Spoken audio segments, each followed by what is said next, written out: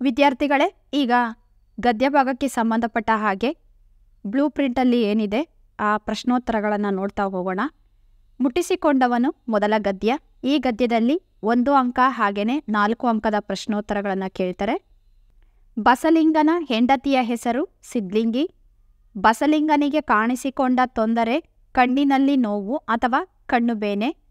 ಬಸಲಿಂಗನಿಗೆ ಮೊದಲು ಯಾವ ಕಣ್ಣಿನಲ್ಲಿ ನೋವು ಆರಂಭವಾಯಿತು? ಎಡಗಣ್ಣಿನಲ್ಲಿ. ಮುಟ್ಟಿಸಿಕೊಂಡವನು ಕಥೆಯಲ್ಲಿ ಬರುವ ಸರ್ಕಾರಿ ಆಸ್ಪತ್ರೆಯ ವೈದ್ಯರ ಹೆಸರು ಡಾಕ್ಟರ್ ತಿಮ್ಮಪ್ಪ. ಸರ್ಕಾರಿ ಆಸ್ಪತ್ರೆಯ ಬಗ್ಗೆ ಬಸಲಿಂಗನಲ್ಲಿದ್ದ ಅಭಿಪ್ರಾಯವೆಂದರೆ ಸರ್ಕಾರಿ ಆಸ್ಪತ್ರೆ ಎಂದರೆ ದಿಕ್ಕು ದಿವಾಳಿ ಇಲ್ಲದವರು ಹೋಗುವ ಜಾಗ ಎಂಬುದು. ಬಸಲಿಂಗನು ಡಾಕ್ಟರ್ ತಿಮ್ಮಪ್ಪನಿಗೆ ತಾನು ತಲೆಗೆ ನೀರು ಸೋಂಕಿಸಿಯೇ ಇಲ್ಲವೆಂದು ಸುಳ್ಳು ಹೇಳಿದನು. ಬಸಲಿಂಗನು ವೈದ್ಯರಿಗಾಗಿ ಅಲೆದಾಗ ಜೊತೆಗಿದ್ದ ರಾಜಕಾರಣಿ ರುದ್ರಪ್ಪ. ಈತ ಲಿಂಗಾಯತ ಜಾತಿಗೆ ಸೇರಿದಂಥವನು.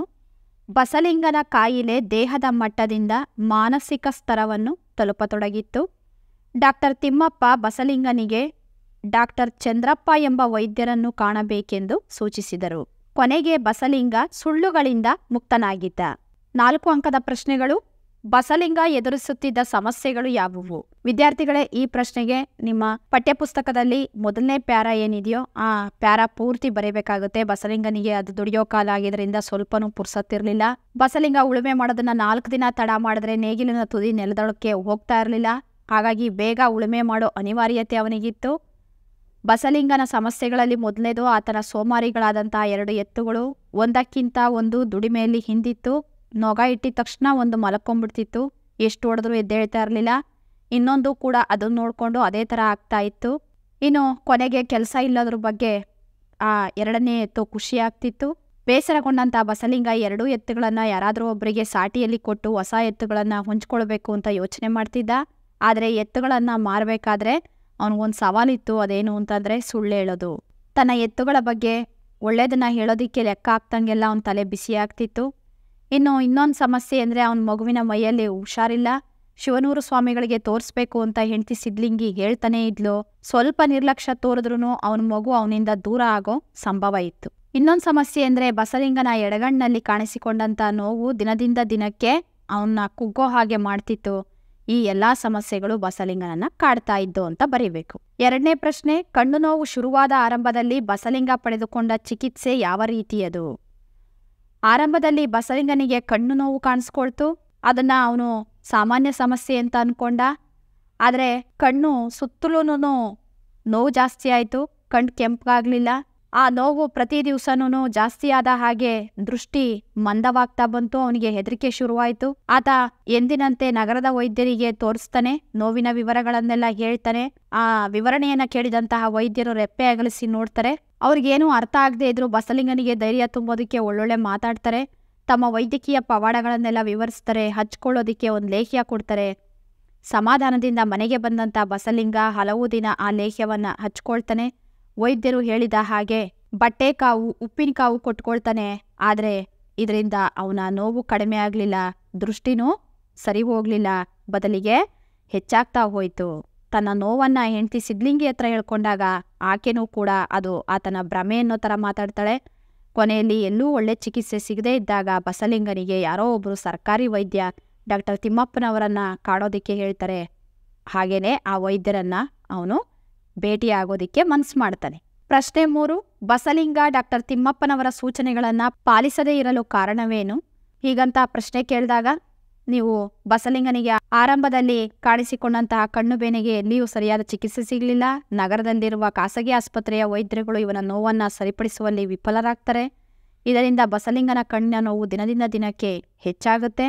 ತನ್ನ ನೋವಿನ ಮುಂದೆ ಉಳಿದಿರುವ ನೆಲ, ಮಗುವಿನ ಕಾಯಿಲೆ ಎಲ್ಲವೂ ಅವನಿಗೆ ಶೂನ್ಯವಾಗಿ ಕಾಣಿಸುತ್ತೆ. ಲೆಕ್ಕಕ್ಕಿಲ್ಲದ ಹಾಗೆ ಕಾಣುತ್ತೆ. ಕೊನೆಗೆ ಯಾರೋ ಒಬ್ಬರು ಸರ್ಕಾರಿ ಆಸ್ಪತ್ರೆ ವೈದ್ಯರ ಹತ್ರಕ್ಕೆ ಹೋಗೋಕೆ ಹೇಳ್ತಾರೆ. ಅಲ್ಲಿ ಹೋಗ್ತಾನೆ. ಅವರು ಆಪ್ರೇಷನ್ ಮಾಡಬೇಕು, ಸರಿ ಹೋಗುತ್ತೆ ಅಂತ ಹೇಳ್ತಾರೆ. ಮನೆಗೆ ಬರ್ತಾನೆ. ಬೇಗನೆ ಕೆಲಸ ಮುಗಿಸಿ ಆಸ್ಪತ್ರೆಗೆ ಬೆಳಗ್ಗೆ ಹೋಗ್ತಾನೆ. ಆಪ್ರೇಷನ್ ಆಗುತ್ತೆ. ಮನೆಗೆ ಬಂದ ಮೇಲೆ ಸಿದ್ಲಿಂಗಿ ದೊಡ್ಡ ರಾದ್ದಾಂತ ಮಾಡ್ತಾಳೆ. ಡಾಕ್ಟರ್ ತಿಮ್ಮಪ್ಪ ಹೊಲೆಯ ಜಾತಿಗೆ ಸೇರಿದ್ದಾರೆ ಅನ್ನೋ ವಿಷಯ ಅದೇಗೋ ಬಸಲಿಂಗನಿಗೆ ಗೊತ್ತಿಲ್ಲದೆ ಇರೋ ವಿಷಯ ಅವಳಿಗೆ ಗೊತ್ತಾಗಿತ್ತು.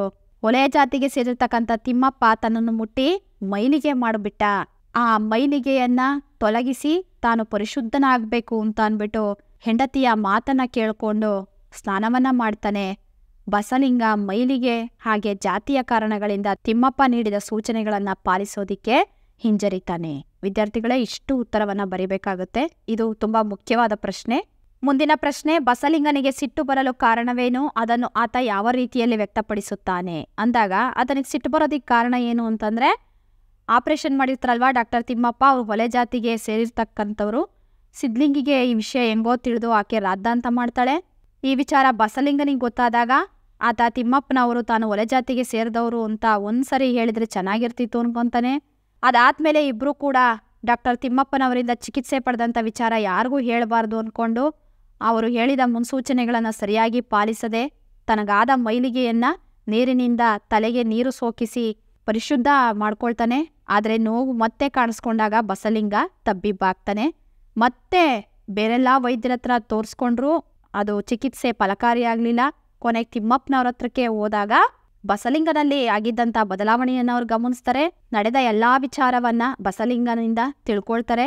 ಹೇಗಾದ್ರೂ ಮಾಡಿ ಇನ್ನೊಂದ್ಸರಿ ಆಪರೇಷನ್ ಮಾಡಿಬಿಡಿ, ನಿಮ್ಮ ಮಾತು ಮೀರೋಲ್ಲ ಅಂತ ಬಸಲಿಂಗ ಅಂದಾಗ ತಿಮ್ಮಪ್ಪನವರು ಈಗಾಗಿರೋ ಗಾಯಕ್ಕೆ ಔಷಧಿ ಕೊಡ್ತೀನಿ, ಆಪರೇಷನ್ ಮಾಡೋದಕ್ಕೆ ಸಾಧ್ಯ ಇಲ್ಲ ಅಂತ ಹೇಳ್ತಾರೆ. ಹಾಗಾಗಿ ಬಸಲಿಂಗನಿಗೆ ಸಿಟ್ಟು ಬರುತ್ತೆ. ಅದನ್ನು ಯಾವ ರೀತಿಲಿ ಅವನು ವ್ಯಕ್ತಪಡಿಸ್ತಾನೆ ಅಂತ ಇನ್ನೊಂದು ಪ್ರಶ್ನೆ ಕೇಳಿದರೆ, ಆತ ಹೊರಗಡೆ ಬಂದ ಮೇಲೆ ತನ್ನೂರಿನ ಜನರ ಹತ್ರ ಡಾಕ್ಟರ್ ತಿಮ್ಮಪ್ಪ ಸರಿ ಇಲ್ಲ, ಆತ ಸರಿಯಾಗಿ ಚಿಕಿತ್ಸೆಯನ್ನ ಕೊಡೋದಿಲ್ಲ, ತನ್ನ ಕಣ್ಣು ಹೋಗೋದಿಕ್ಕೆ ಅದ್ಯಾವುದೋ ರೀತಿಯಲ್ಲಿ ಅವರೇ ಕಾರಣ ಅಂತ ಅಂದ್ಬಿಟ್ಟು ತನಗೆ ಗೊತ್ತಿರೋರೆಲ್ಲರ ಹತ್ರನೂ ತಿಮ್ಮಪ್ಪನವ್ರ ಬಗ್ಗೆ ಟೀಕೆ ಮಾಡ್ಕೊಂಡು ಬರ್ತಾನೆ. ಇಲ್ಲ ಸಲ್ಲದನ್ನೆಲ್ಲ ಸೇರಿಸಿ ಹೇಳ್ತಾನೆ. ಕೊನೆಗೆ ತಾನು ಹೇಳ್ತಾ ಇರೋದೇ ಸರಿ ಅಂತ ಅಂದ್ಕೊಳ್ತಾನೆ. ಹೀಗೆ ತನ್ನ ಸಿಟ್ಟನ್ನು ಹೊರಹಾಕ್ತಾನೆ. ಕೊನೆಯ ಪ್ರಶ್ನೆ, ಬಸಲಿಂಗ ಕೊನೆಯಲ್ಲಿ ತೆಗೆದುಕೊಂಡ ನಿರ್ಧಾರ ಯಾವುದು? ಅದಕ್ಕೆ ಕಾರಣಗಳೇನು ಅಂತ. ಬಸಲಿಂಗ ಕೊನೆಗೂ ತಿಮ್ಮಪ್ಪನವರನ್ನೇ ಕಾಣೋ ನಿರ್ಧಾರ ಮಾಡ್ತಾನೆ. ಬಸಲಿಂಗ ಡಾಕ್ಟರ್ ತಿಮ್ಮಪ್ಪನವರ ಬಗ್ಗೆ ತನ್ನ ಜಾತಿಯನ್ನು ಕೆಡಿಸಿಕೊಳ್ಳಲು ಇವರೇ ಕಾರಣ ಅಂತ ತೀರ್ಮಾನಿಸಿ ಸಿಟ್ಟು ಮಾಡಿಕೊಂಡು ಬೇರೆಯವರ ಹತ್ತಿರ ಕೆಟ್ಟ ಮಾತುಗಳನ್ನು ಆಡ್ತಾನೆ. ಇದನ್ನು ಕೇಳಿಸ್ಕೊಂಡಂತ ಅವರೂ ಸಹಿತ ತಿಮ್ಮಪ್ಪನವರ ಬಗ್ಗೆ ಕೆಟ್ಟ ಅಭಿಪ್ರಾಯಗಳನ್ನು ತಾಳ್ತಾರೆ. ಹಾಗೆ ತನ್ನ ಉಡಾಫೆತನವನ್ನು ಹೆಚ್ಚಿಸ್ಕೊಂಡು ಅದನ್ನು ತನ್ನ ಸ್ವಾರ್ಥಕ್ಕೆ ಬಳಸ್ಕೊಳ್ಳೋದಿಕ್ಕೆ ಮುಂದಾಗ್ತಾನೆ. ಅಲ್ಲದೆ ಅನ್ಯ ಡಾಕ್ಟರ್ಗಳು ಕೂಡ ಡಾಕ್ಟರ್ ತಿಮ್ಮಪ್ಪನಿಗೆ ಬುದ್ಧಿ ಇಲ್ಲ, ಇದಕ್ಕೆ ಆಪರೇಷನ್ ಮಾಡಿದ್ದಾರೆ ಅಂತ ಹೇಳ್ತಾರೆ. ಆದರೆ ಯಾರೂ ಕೂಡ ಬಸಲಿಂಗನಿಗೆ ಬೇಕಾದಂತಹ ಸರಿಯಾದ ಔಷಧ ಕೊಡಲಿಲ್ಲ. ಕೊನೆಗೆ ತಿಮ್ಮಪ್ಪನವರ ಬಳಿಗೆ ಹೋದಾಗ ಅವರು ಬಸಲಿಂಗನ ಪರಿಸ್ಥಿತಿಯನ್ನು ಗಮನಿಸಿ, ನಾನು ಮುಟ್ಟಿದ್ದು ಕೇವಲ ಒಬ್ಬ ಡಾಕ್ಟ್ರಾಗಿ, ಆದರೆ ಈ ಮುಟ್ಟುವಿಕೆನೇ ನಾನು ಊಹಿಸದೇ ಇದ್ದದ್ದನ್ನು ಮಾಡಿದೆ ಅಂತ ಡಾಕ್ಟರ್ ಚಂದ್ರಪ್ಪನವರ ಹತ್ತಿರ ಕಳಿಸ್ತಾರೆ. ಡಾಕ್ಟರ್ ಚಂದ್ರಪ್ಪನವರು ಡಾಕ್ಟರ್ ತಿಮ್ಮಪ್ಪನವರಿಂದ ಆಗದೆ ಇರೋ ಕೆಲಸ ನನ್ನಿಂದ ಸಾಧ್ಯ ಇಲ್ಲ, ಅವರು ಒಬ್ಬ ಪ್ರತಿಭಾವಂತ ಪ್ರಾಮಾಣಿಕ ಡಾಕ್ಟ್ರು, ನೀನು ಅವ್ರು ನೋಡಿದ್ರೆ ಮಾತ್ರ ಇರೋ ಒಂದು ಕಣ್ಣು ಉಳಿಯುತ್ತೆ ಅಂತ ಹೇಳಿ ಮತ್ತೆ ತಿಮ್ಮಪ್ಪನವ್ರ ಹತ್ರಕ್ಕೆ ಕಳಿಸ್ತಾರೆ. ಆಗ ಬಸಲಿಂಗನಿಗೆ ತನ್ನ ತಪ್ಪಿನ ಅರಿವಾಗುತ್ತೆ. ಆತನಿಗೆ ಕೊನೆಯಲ್ಲಿ ತನ್ನ ಸುಳ್ಳು, ಉಡಾಫೆ, ಜಾತಿ, ಮಠದ ಗುರು ಯಾರೂ ತನ್ನ ಕಣ್ಣು ಉಳಿಸೋದಿಲ್ಲ ಅಂತ ಅನ್ನೋದು ಗೊತ್ತಾಗುತ್ತೆ. ಕೊನೆಗೆ ಆತ ಬೇರೆ ಕೆಟ್ಟ ಆಲೋಚನೆ ಮಾಡದೆ ತಿಮ್ಮಪ್ಪನವರ ಹತ್ತಿರ ಹೋಗಿ ತನ್ನ ತಪ್ಪಿಗೆ ಕ್ಷಮೆ ಕೇಳಿ ಚಿಕಿತ್ಸೆಯನ್ನು ಪಡ್ಕೊಳ್ತಾನೆ. ಇಷ್ಟು ಬರಿಬೇಕಾಗುತ್ತೆ ವಿದ್ಯಾರ್ಥಿಗಳೇ. ವಾಲ್ಪರೈ ಅಭಿವೃದ್ಧಿ ತಂದ ದುರಂತ. ಈ ಪಾಠದಲ್ಲಿ 1 ಅಂಕದ ಪ್ರಶ್ನೋತ್ತರಗಳು ಮಾತ್ರ ಬರ್ತವೆ, ನೋಡೋಣ. ಬ್ರಿಟಿಷರಲ್ಲಿ ಹಾಯ್ದು ಬಂದಿರುವ ಆನುಷಂಗಿಕ ಗುಣ ಯಾವುದು ಅಂದರೆ ಹೊಸತನ್ನು ಶೋಧಿಸುವ, ಅನ್ವೇಷಿಸುವ ಪ್ರವೃತ್ತಿ ಬ್ರಿಟಿಷರಿಗೆ ಆನುಷಂಗಿಕವಾಗಿ ಬಂದಂಥ ಗುಣ. ವಾಲ್ಪರೈಗೆ ಬಂದ ಬ್ರಿಟಿಷ್ ಪ್ರಜೆ ಕಾರ್ವೆರ್ ಮಾರ್ಷ್. ಮಾರ್ಷ್ ವಾಲ್ಪರೈಗೆ ಬಂದದ್ದು 1890ರಲ್ಲಿ. ಮಾರ್ಷ್ನ ಜೊತೆಗಾರನ ಹೆಸರು ಪೂಣಚ್ಚಿ. ಕೆಂಪು ಪಟ್ಟಿಗೆ ಸೇರಿದ ಪ್ರಾಣಿ ಸಿಂಹಬಾಲದ ಕೋತಿ. ವಾಲ್ಪರೈನ ದುರಂತದ ಮೂಲ ಬೀಜಗಳು ಚಹಾ ಗಿಡದ ರೂಪದಲ್ಲಿ ಬಂದವು. 2 ಅಂಕದ ಪ್ರಶ್ನೋತ್ತರಗಳು. ಬ್ರಿಟಿಷರು ಬರುವ ಮೊದಲು ವಾಲ್ಪರೈ ಹೇಗಿತ್ತು? ಬ್ರಿಟಿಷರು ಬರುವ ಮೊದಲು ವಾಲ್ಪರೈ ಗಗನಚುಂಬಿ ಮರಗಳಿಂದ ಕೂಡಿದ್ದು, ಈ ಮರಗಳ ಮೇಲ್ಛಾವಣಿಯನ್ನು ಭೇದಿಸಿ ಭೂಸ್ಪರ್ಶ ಮಾಡಲು ಸೂರ್ಯಕಿರಣಗಳು ಸೆಣಸುತ್ತಿದ್ದವು.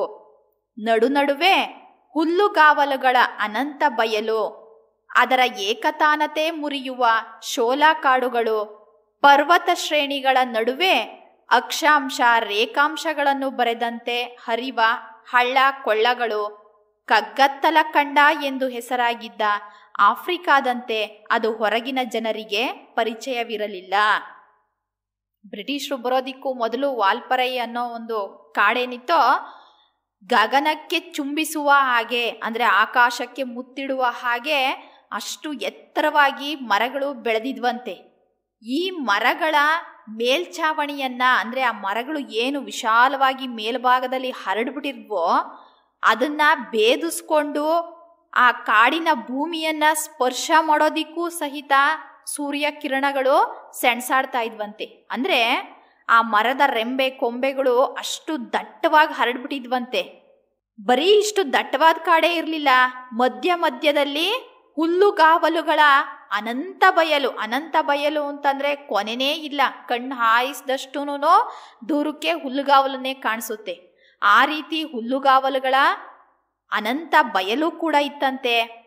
ಅದರ ಏಕಸ್ವಾಮ್ಯತೆಯನ್ನ ಮುರಿದು ಹಾಕುವ ಹಾಗೆ ಶೋಲಾ ಕಾಡುಗಳು, ಶೋಲಾ ಫಾರೆಸ್ಟ್ ಅಂತ ಹೇಳ್ತೀವಿ, ಅದು ಕೂಡ ಇತ್ತಂತೆ. ಈ ಪರ್ವತ ಸಾಲುಗಳ ನಡುವೆ ಅಕ್ಷಾಂಶ ರೇಖಾಂಶಗಳನ್ನು ಬರೆದ ಹಾಗೆ. ಅಕ್ಷಾಂಶ ಅಂತಂದ್ರೆ ಭೂಮಿಯ ಮೇಲ್ಭಾಗದಲ್ಲಿರ್ತಕ್ಕಂತಹ ಅಡ್ಡಗೆರೆಗಳು, ರೇಖಾಂಶ ಅಂತಂದ್ರೆ ಉದ್ದಗೆರೆಗಳು. ಅದನ್ನೇ ನಾವು ಲಾಂಗಿಟ್ಯೂಡ್ಸ್ ಲ್ಯಾಟಿಟ್ಯೂಡ್ಸ್ ಅಂತ ಹೇಳ್ತೀವಿ. ಆ ರೀತಿಯಾಗಿ ಆ ಕಾಡೊಳಗಡೆ ಬೆಟ್ಟ ಗುಡ್ಡಗಳ ಸಂಧಿಯಿಂದ ಸಣ್ಣ ಸಣ್ಣ ಜರಿ ತೊರೆ ಹಳ್ಳ ಕೊಳ್ಳಗಳೆಲ್ಲನೂ ಎಲ್ಲಾ ಕಡೆಯಿಂದನೂ ಹರಿತಾ ಇದ್ವಂತೆ.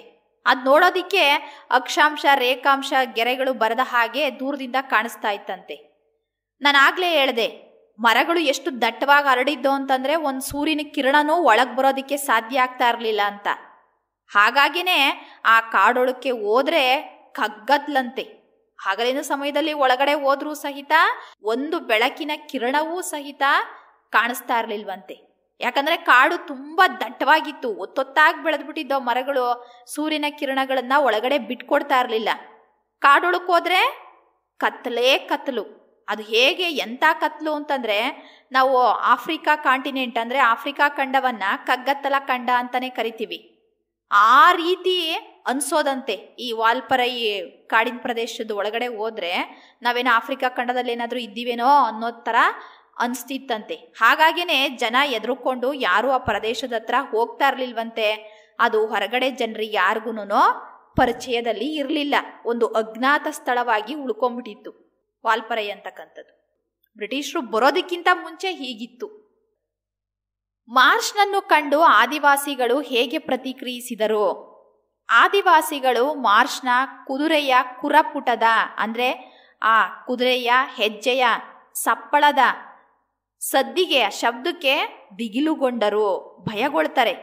ಯಾಕೆಂದ್ರೆ ಆ ಕುದುರೆಯಂತ ಪ್ರಾಣಿ ಅವರು ಅದುವರೆಗೂ ನೋಡದೇ ಇರೋ ಪ್ರಾಣಿಯಾಗಿತ್ತು. ಅದ್ರ ಜೊತೆನಲ್ಲಿ ಟೋಪಿ ಧರಿಸಿದ ನಾಜೂಕು ಪೋಷಾಕಿನ ಮಾರ್ಷ್. ಬ್ರಿಟಿಷರ ಒಂದು ವೇಷಭೂಷಣವನ್ನ ನೀವು ನೆನಪಿಗೆ ತಗೊಳ್ಳಿ. ತುಂಬಾ ನಾಜೂಕಾಗಿರುತ್ತೆ ಅವರ ಪೋಷಾಕು, ಅವರ ವಸ್ತ್ರ ಅಂತಕ್ಕಂಥದ್ದು ತುಂಬಾ ಶಿಸ್ತಿನಿಂದ ಕೂಡಿರುತ್ತೆ. ತಲೆಗೆ ಟೋಪಿ ಹಾಕಿರ್ತಾರೆ.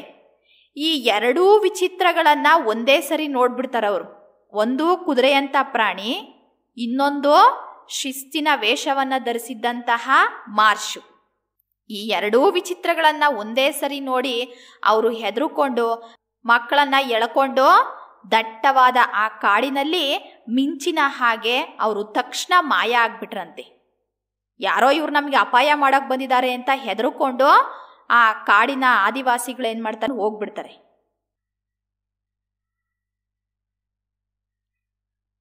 ಮೂರನೇ ಪ್ರಶ್ನೆ, ಕೈಗಾರಿಕೋದ್ಯಮಿಗಳಿಂದ ಕಾಡು ನಾಶವಾದುದು ಹೇಗೆ? ಕೈಗಾರಿಕೋದ್ಯಮಿಗಳಿಂದ ಅಂದ್ರೆ ಇಂಡಸ್ಟ್ರಿಯಲಿಸ್ಟ್ ಅಂತ ಹೇಳ್ತೀವಿ. ಅವರಿಂದ ಗಗನಚುಂಬಿ ಮರಗಳು ನೆಲಕ್ಕೆ ಉರುಳ್ದೋ ಅಂದ್ರೆ ಅವ್ರೇನ್ ಮಾಡ್ತಾರೆ, ಮರಗಳನ್ನ ಕತ್ತರಿಸಾಕ್ತಾರೆ. ಆ ದಿಮ್ಮಿಗಳನ್ನ ಕೊಳ್ಳೋದಿಕ್ಕೆ ಅಂದ್ರೆ ಮರದ ತುಂಡುಗಳನ್ನ ಕೊಂಡ್ಕೊಳ್ಳೋದಿಕ್ಕೆ ಕಾಂಟ್ರಾಕ್ಟ್ ತಗೊಂಡಿರ್ತಾರೆ ನೋಡಿ ಕಾಂಟ್ರಾಕ್ಟರ್ಗಳು, ಅವರು ಬರ್ತಾರೆ. ಫಲವತ್ತಾದ ಭೂಮಿಯಲ್ಲಿ ರಸ್ತೆ ನಿರ್ಮಾಣ ಆಗುತ್ತೆ. ಯಾಕೆ ಅಂತಂದ್ರೆ ಆ ದೊಡ್ಡ ದೊಡ್ಡ ಮರದ ದಿಮ್ಮಿಗಳನ್ನೆಲ್ಲ ಸಾಗಿಸ್ಬೇಕಲ್ವಾ, ಸಾಗಿಸ್ಬೇಕಾದ್ರೆ ರಸ್ತೆ ಬೇಕೇ ಬೇಕು. ಹಾಗಾಗಿ ಫಲವತ್ತಾಗಿರೋ ಭೂಮಿನಲ್ಲಿ ರಸ್ತೆ ಮಾಡ್ತಾರೆ. ಹೊಗೆಯನ್ನು ಉಗುಳುವ ಗಡಗಡ ಅಂತ ಶಬ್ದ ಮಾಡ್ತಕ್ಕಂತಹ ಲಾರಿಗಳು ಟ್ರ್ಯಾಕ್ಟರ್ಗಳು ಬರೋದಿಕ್ಕೆ ಪ್ರಾರಂಭ ಆಗುತ್ತೆ. ನೀರವತೆ ನಾಶವಾಯಿತು. ನೀರವತೆ ಅಂದ್ರೆ ನಿಶ್ಶಬ್ದತೆ, ನಿಶಬ್ದವಾದ ವಾತಾವರಣ ಈಗ ಹಾಳಾಗೋಯ್ತು. ನಿರುದ್ಯೋಗ ಸಮಸ್ಯೆಗೆ ಸಂಜೀವಿನಿಯ ಹಾಗೆ ಇದ್ದಂತಹ ವಾಲ್ಪರೈ ಅರಣ್ಯದ ಮೇಲಿನ ಅತ್ಯಾಚಾರಕ್ಕೆ ಸರ್ಕಾರ ಉತ್ತೇಜನ ನೀಡಿದ ಪರಿಣಾಮ ನಿಬಿಡ ಅರಣ್ಯಗಳೆಲ್ಲ ತೆರವಾಗಿ ದಟ್ಟವಾದಂಥ ಕಾಡೆಲ್ಲನೂ ನಾಶವಾಗಿ ಅವುಗಳ ಜಾಗದಲ್ಲಿ ಚಹಾ ತೋಟಗಳ ಅನಂತ ಬಯಲಿನ ಪ್ರದೇಶಗಳೇ ಏಕಸ್ವಾಮ್ಯತೆಯನ್ನ ಪಡೆದವು. ಏಕಸ್ವಾಮ್ಯತೆ ಅಂತಂದ್ರೆ ಬರೀ ಚಹಾ ಗಿಡಗಳೇ ನೀವು ಯಾವ ಕಡೆ ನೋಡಿದ್ರು ಅಲ್ಲಿ ಬೇರೆ ಇನ್ಯಾವುದೂ ಗಿಡ ಮರಗಳು ಇರಲಿಲ್ಲ ಅಂತ. ಚಹಾ ಗಿಡನೇ ಡಾಮಿನೆಂಟ್ ಆಗಿತ್ತು ಅಂತ. ಏಕಸ್ವಾಮ್ಯತೆ ಅಂದರೆ ಒಂದರ ಒಡೆತನ ಅಂತ. 4ನೇ ಪ್ರಶ್ನೆ, ಸಿಂಹಬಾಲದ ಕೋತಿಗಳಿಗೆ ಒದಗಿದ ತೊಂದರೆ ಏನು? ವಾಲ್ಪರೈ ಅರಣ್ಯ ನಾಶದಿಂದ ಸಿಂಹಬಾಲದ ಕೋತಿಗಳು ಅಂದರೆ ಲಯನ್ ಟೈಲ್ಡ್ ಮಂಕೀಸ್ ಅಂತ ಅವು ಸಂಕಷ್ಟದ ಪರಿಸ್ಥಿತಿಯನ್ನ ಎದುರಿಸಬೇಕಾಯಿತು. ವೃಕ್ಷವಾಸಿಗಳಾದ ಕೋತಿಗಳು, ಸಾಮಾನ್ಯವಾಗಿ ಕೋತಿಗಳು ಮರದ ಮೇಲೆ ವಾಸ ಮಾಡ್ತಕ್ಕಂತಹ ಪ್ರಾಣಿಯವು. ಅವು ಈಗ ಮರದಿಂದ ಮರಕ್ಕೆ ಹಾರೋ ಹಾಗಿಲ್ಲ. ಯಾಕೆ ಅಂತಂದರೆ ಮರಗಳನ್ನೆಲ್ಲ ಕತ್ತರಿಸಾಕ್ಬಿಟ್ರು. ಮರಗಳು ಎಲ್ಲೋ ದೂರದಲ್ಲಿದ್ದಾವೆ. ಅವು ಮರದಿಂದ ಮರಕ್ಕೆ ಹಾರೋದಿಕ್ಕೆ ಮರಗಳೇ ಇಲ್ಲ. ಅದಕ್ಕೆ ಬದಲಾಗಿ ಅವೇನು ಮಾಡಬೇಕು, ಇನ್ನೊಂದು ಮರಕ್ಕೆ ಹೋಗಬೇಕು ಅಂದರೆ ನೆಲಕ್ಕಿಡಿಬೇಕು. ಡಾಂಬರ್ ರಸ್ತೆ ಅಂದರೆ ಟಾರ್ ರಸ್ತೆಯನ್ನು ದಾಟಬೇಕು. ಮತ್ತೊಂದು ಮರವನ್ನು ಹತ್ತಬೇಕು. ರಸ್ತೆ ದಾಟುವ ನಾಗರಿಕ ಬುದ್ಧಿ ಇಲ್ಲ ಅವಕ್ಕೆ. ನಾಗರಿಕ ಬುದ್ಧಿ ಅಂದರೆ ಮನುಷ್ಯರ ಹಾಗೆ ಅವಕ್ಕೆ ಬುದ್ಧಿ ಇಲ್ಲ. ಮನುಷ್ಯರಾದರೆ ರಸ್ತೆ ದಾಟಬೇಕಾದ್ರೆ ಆ ಕಡೆ ಈ ಕಡೆ ನೋಡಿ ವಾಹನಗಳು ಯಾವಾದರೂ ಬರ್ತಾ ಇದ್ದಾವ ಅಂತ ಗಮನಿಸಿ ರಸ್ತೆ ದಾಟ್ತಾರೆ. ಆದರೆ ಕೋತಿಗಳಿಗೆ ಆ ರೀತಿ ನಾಗರಿಕ ಬುದ್ಧಿ ಇಲ್ಲದ ಕಾರಣ ಅವು ರಸ್ತೆ ದಾಟಬೇಕಾದ್ರೇ ವಾಹನಕ್ಕೆ ಸಿಕ್ಕಿ ಅಂಗವಿಕಲಗೊಂಡಿದ್ದಾವೆ, ಕಾಲುಗಳನ್ನು ಕಳ್ಕೊಂಡಿದ್ದಾವೆ. ಅವುಗಳಿಗೆ ಆಹಾರವನ್ನು ನೀಡುತ್ತಿದ್ದಂತಹ ಮರಗಳ ಸಂಖ್ಯೆನೂ ಕೂಡ ಬಹಳ ಕಡಿಮೆ ಆಗ್ಬಿಟ್ಟಿದ್ದಾವೆ. ಮರಗಳಿಂದ ಅವು ಹಣ್ಣು ಹಂಪಲುಗಳನ್ನು ತಿಂತಾ ಇದ್ದೋ, ಆ ರೀತಿ ಹಣ್ಣುಗಳನ್ನು ಕೊಡ್ತಕ್ಕಂಥ ಮರಗಳ ಸಂಖ್ಯೆ ಬಹಳ ಕಡಿಮೆ ಆಗ್ಬಿಟ್ಟಿದ್ದಾವೆ. ಅವುಗಳಿಗೆ ದಯಾಮೃತ್ಯು ಅಂದರೆ ಮರ್ಸಿ ಕಿಲ್ಲಿಂಗ್ ಅಂತ ಹೇಳ್ತೀವಿ, ಅದನ್ನು ಕರುಣಿಸೋದಿಕ್ಕೂ ಕಾನೂನಲ್ಲಿ ಅವಕಾಶ ಇಲ್ಲ. ಯಾಕೆ ಅಂತಂದರೆ ಅವು ಕೆಂಪು ಪಟ್ಟಿಯಲ್ಲಿರುವ ಜೀವಿಗಳು, ರೆಡ್ ಲಿಸ್ಟಲ್ಲಿ ಹಾಕ್ಬಿಟ್ಟಿದ್ದಾರೆ. ಅವನ್ನ ಯಾರು ಬೇಟೆ ಆಡೋ ಹಾಗಿಲ್ಲ, ಅವನ್ನ ಯಾರು ಕೊಲ್ಲೋ ಹಾಗೂ ಇಲ್ಲ. ಅವು ಬದುಕುಳಿಯೋದಕ್ಕೋಸ್ಕರ ಊರಿನ ಅಂಗಳದ ಕಸದ ತೊಟ್ಟಿಗಳಲ್ಲಿ ಆಹಾರವನ್ನು ಹುಡುಕ್ತಾ ಬದುಕನ್ನು ನೂಗ್ತಾ ಇದ್ದಾವಂತೆ. ತಮ್ಮ ಬದುಕನ್ನು ಮುಂದಿನ ದಿನಗಳನ್ನು ಎಣಿಸ್ತಾ ಇದ್ದಾವಂತೆ. ಇದು ಸಿಂಹಬಾಲದ ಕೋತಿಗಳಿಗೆ ಒದಗಿದಂತಹ ತೊಂದರೆ. 3ನೆಯ ಗದ್ಯ ಆಯ್ಕೆ ಇದೆ ನಮ್ಮ ಕೈಯಲ್ಲಿ. ನೇಮಿಚಂದ್ರ ಅವರು ಬರೆದಿರ್ತಕ್ಕಂಥದ್ದು. ಈ ಪಾಠದಿಂದ ನಿಮಗೆ 1 ಅಂಕ ಹಾಗೇನೆ 4 ಅಂಕದ ಪ್ರಶ್ನೆಗಳನ್ನು ಕೇಳ್ತಾರೆ. ನೋಡೋಣ. ಲೇಖಕಿಗೆ ಯಾವಾಗ ರೇಗಿ ಹೋಗುತ್ತಿತ್ತು? ಏನು ಮಾಡೋಕ್ಕಾಗುತ್ತೆ, ಎಲ್ಲ ಹಣೆ ಬರಹ, ಆಗೋದು ಹಾಗೇ ಆಗುತ್ತೆ ಎಂದು ಯಾರಾದರೂ ಹೇಳಿದರೆ ಲೇಖಕಿಗೆ ರೇಗಿ ಹೋಗುತ್ತಿತ್ತು. ಲೇಖಕಿಯ ಪತಿ ಮೂತ್ರಪಿಂಡದ ಕಲ್ಲಿನ ತೊಂದರೆಯಿಂದ ಬಳಲಿದರು. ಮೂತ್ರಪಿಂಡದಲ್ಲಿನ ಕಲ್ಲು ಅಂತ ಅಂದರೂ ಒಂದೇ, ಕಿಡ್ನಿ ಸ್ಟೋನ್ ಅಂದರೂ ಒಂದೇನೆ. ಆಪ್ಷನ್ಸಲ್ಲಿ ನೀವು ನೋಡಿಕೊಂಡು ಬರೀರಿ.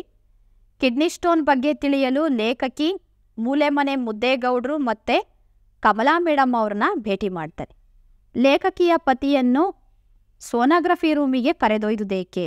ಮೂತ್ರಪಿಂಡದಲ್ಲಿನ ಕಲ್ಲು ತನ್ನ ಸ್ಥಳವನ್ನು ಬದಲಿಸಿದೆಯೇ ಎಂದು ತಿಳಿದುಕೊಳ್ಳಲು ಲೇಖಕಿಯ ಪತಿಯನ್ನು ಸೋನೋಗ್ರಫಿ ರೂಮಿಗೆ ಕರೆದೊಯ್ಯಲಾಯಿತು.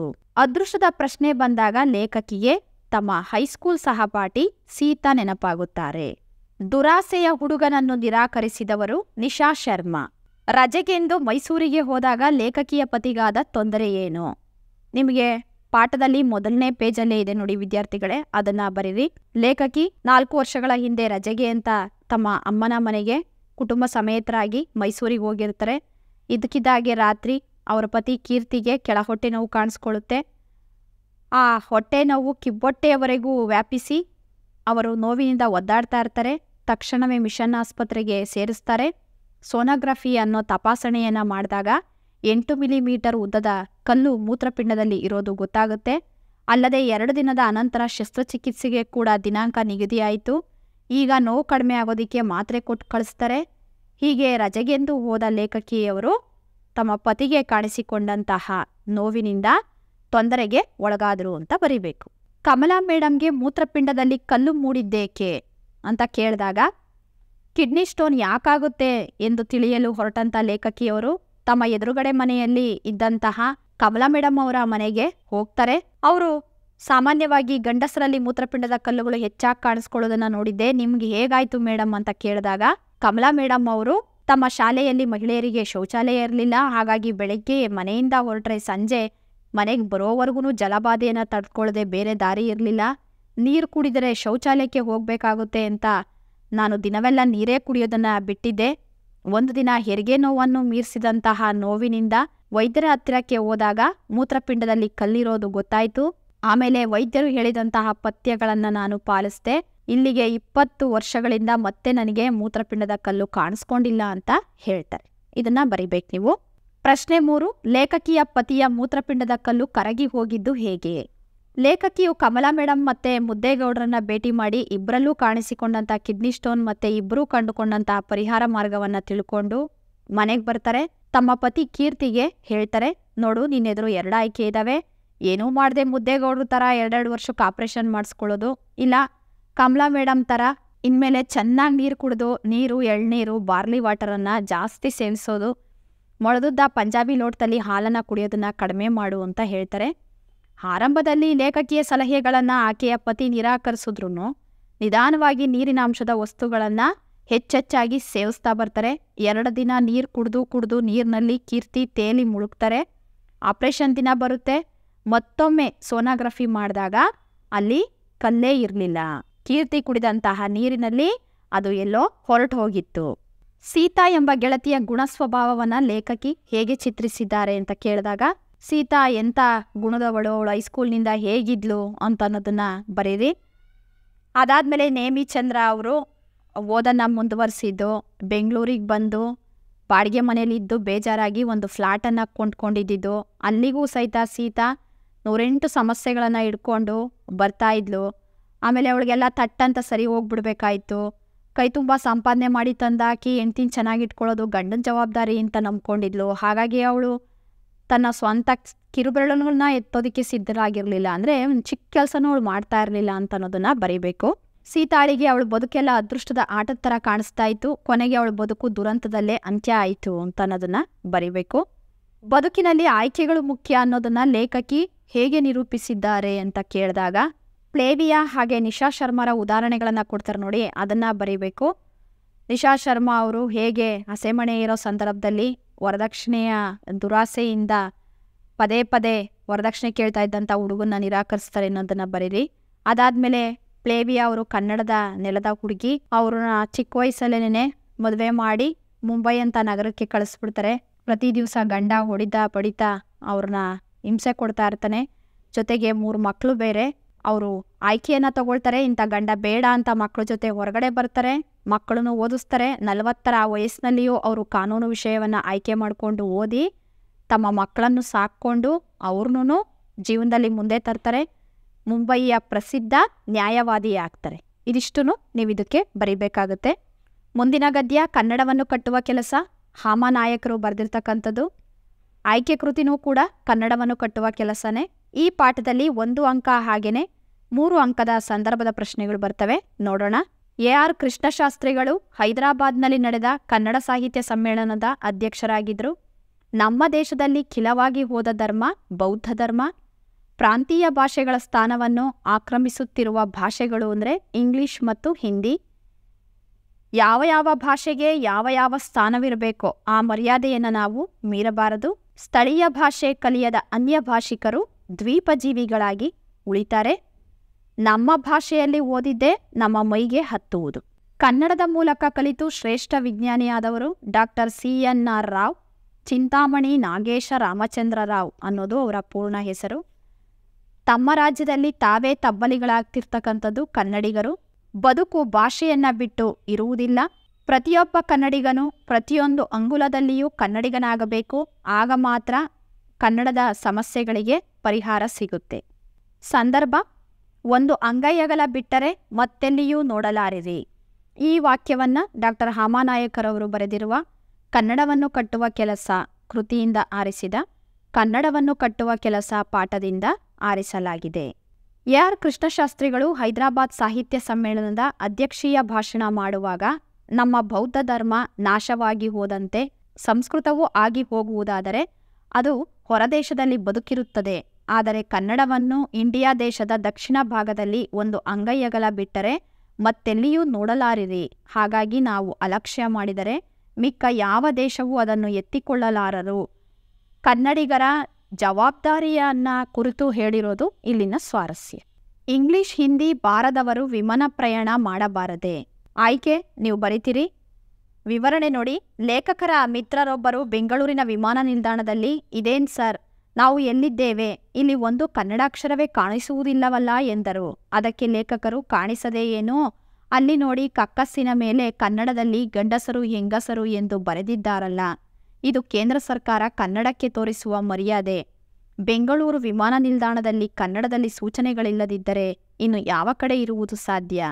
ವಿಮಾನ ನಿಲ್ದಾಣದ ಎಲ್ಲ ಪ್ರಕಟಣೆಗಳು ಪ್ರಾದೇಶಿಕ ಭಾಷೆಯಲ್ಲಿರುವುದು ಅಗತ್ಯ ಎನ್ನುತ್ತಾ ಕನ್ನಡದ ಮೇಲಿನ ಕಾಳಜಿಯಿಂದ ಲೇಖಕರು ಈ ಮಾತನ್ನ ಹೇಳ್ತಾರೆ. ಸ್ವಾರಸ್ಯ, ಕೇಂದ್ರ ಸರ್ಕಾರ ಕನ್ನಡಕ್ಕೆ ಯಾವ ಸ್ಥಾನಮಾನವನ್ನು ನೀಡಬೇಕೋ ಅದನ್ನು ನೀಡಿಲ್ಲ. ಕನ್ನಡ ಭಾಷೆಯ ಬಗೆಗಿನ ಕಾಳಜಿಯನ್ನು ಲೇಖಕರ ಮಾತುಗಳಲ್ಲಿ ಮೂಡಿ ಬಂದಿರೋದು ಇಲ್ಲಿನ ಸ್ವಾರಸ್ಯ ಅಂತ ಬರೀಬೇಕು. ನಾವು ಪರದೇಶಿಗಳೆಂಬ ಭಾವನೆ ಬರುತ್ತದೆ. ರೈಲ್ವೆ, ಅಂಚೆ ಮತ್ತು ತಂತಿ ಇಲಾಖೆಗಳು ಪ್ರಾದೇಶಿಕ ಭಾಷೆಗಳ ಮೇಲೆ ಸಾಕಷ್ಟು ಮಲತಾಯಿ ಧೋರಣೆಯನ್ನು ಬೆಳೆಸ್ಕೊಂಡಿದ್ದಾವೆ. ಕನ್ನಡ ನಾಡಿನ ಸಣ್ಣ ಪುಟ್ಟ ಊರುಗಳಲ್ಲಿರುವ ರೈಲ್ವೆ ಸ್ಟೇಷನ್ನುಗಳಲ್ಲಿಯೂ ಹಿಂದಿ ಇಂಗ್ಲಿಷ್ಗಳೇ ರಾರಾಜಿಸಿದರೆ ನಾವು ನಮ್ಮ ದೇಶದಲ್ಲಿದ್ದೇವೆಂಬ ಭಾವನೆ ಯಾರಲ್ಲಾದರೂ ಬರುವುದು ಸಾಧ್ಯವೇ? ಲೈಫ್ ಇನ್ಶೂರೆನ್ಸ್ ಕಾರ್ಪೊರೇಷನ್ನಿನಂತಹ ಸಂಸ್ಥೆಗಳು, ಬ್ಯಾಂಕುಗಳು, ಹೀಗೆ ಕೇಂದ್ರಾಡಳಿತದ ಯಾವ ಸಂಸ್ಥೆಗಳಿಗೆ ಹೋದರೂ ನಾವು ಪರದೇಶಿಗಳೆಂಬ ಭಾವನೆ ಬರುತ್ತದೆ ಎಂದು ಲೇಖಕರು ತಮ್ಮ ಅನುಭವವನ್ನು ಈ ಮಾತಿನ ಮೂಲಕ ಹೇಳಿದ್ದಾರೆ. ಸ್ವಾರಸ್ಯ, ಲೇಖಕರು ಕೇಂದ್ರ ಸರ್ಕಾರವು ಕನ್ನಡದ ಬಗ್ಗೆ ತೋರಿರುವ ಧೋರಣೆಯನ್ನು ವಿವರಿಸಿರುವುದು ಇಲ್ಲಿನ ಸ್ವಾರಸ್ಯ ಅಂತ ಬರೀರಿ. ನಮ್ಮ ಭಾಷೆಯಲ್ಲಿ ಓದಿದ್ದೇ ಮೈಗೆ ಹತ್ತುವುದು. ಇಂಗ್ಲಿಷನ್ನು ಭಾಷೆಯನ್ನಾಗಿ ಕಲಿಸಿ ಬೇರೆ ವಿಷಯಗಳನ್ನು ನಮ್ಮ ಭಾಷೆಯಲ್ಲೇ ಕಲಿಸ್ಬೇಕು. ಮಾಧ್ಯಮದ ಪ್ರಶ್ನೆ ಅಂತಕ್ಕಂಥದ್ದು ಇದು ಬಗೆಹರಿಸೋದಿಕ್ಕಾಗದೇ ಇರತಕ್ಕಂಥ ಒಂದು ಸಮಸ್ಯೆ ಆಗ್ಬಿಟ್ಟಿದೆ. ಶಿಕ್ಷಣ ತಜ್ಞರು ಅಂತ ಅನ್ಸ್ಕೊಂಡವ್ರಿಗೂ ಅನೇಕ ಸಲ ಭಾಷೆಯನ್ನು ಕಲಿಸ್ಬೇಕು, ಭಾಷೆ ಮೂಲಕ ಕಲಿಸ್ಬೇಕು, ಇವೆರಡರ ನಡುವಿನ ವ್ಯತ್ಯಾಸನೇ ತಿಳಿದಿರೋದಿಲ್ಲ. ಕನ್ನಡ ಮಾಧ್ಯಮ ಆಗಬೇಕು, ಮೀಡಿಯಮ್ ಆಗಬೇಕು, ಆದರೆ ಇಂಗ್ಲೀಷ್ನ ಕಲಿಸಬಾರ್ದು ಅಂತಲ್ಲ, ಅದನ್ನೊಂದು ಭಾಷೆಯಾಗಿ ಕಲಿಸ್ಬೇಕಷ್ಟೇ. ಆಧುನಿಕ ವಿಜ್ಞಾನವನ್ನು ಕಲಿಸೋದು ನಮ್ಮ ಭಾಷೆಗಳ ಮೂಲಕ ಸಾಧ್ಯ ಇಲ್ಲ ಅಂತ ಅನ್ನೋದು ಕೆಲವರು ಮೂಢನಂಬಿಕೆ ಅಷ್ಟೇ.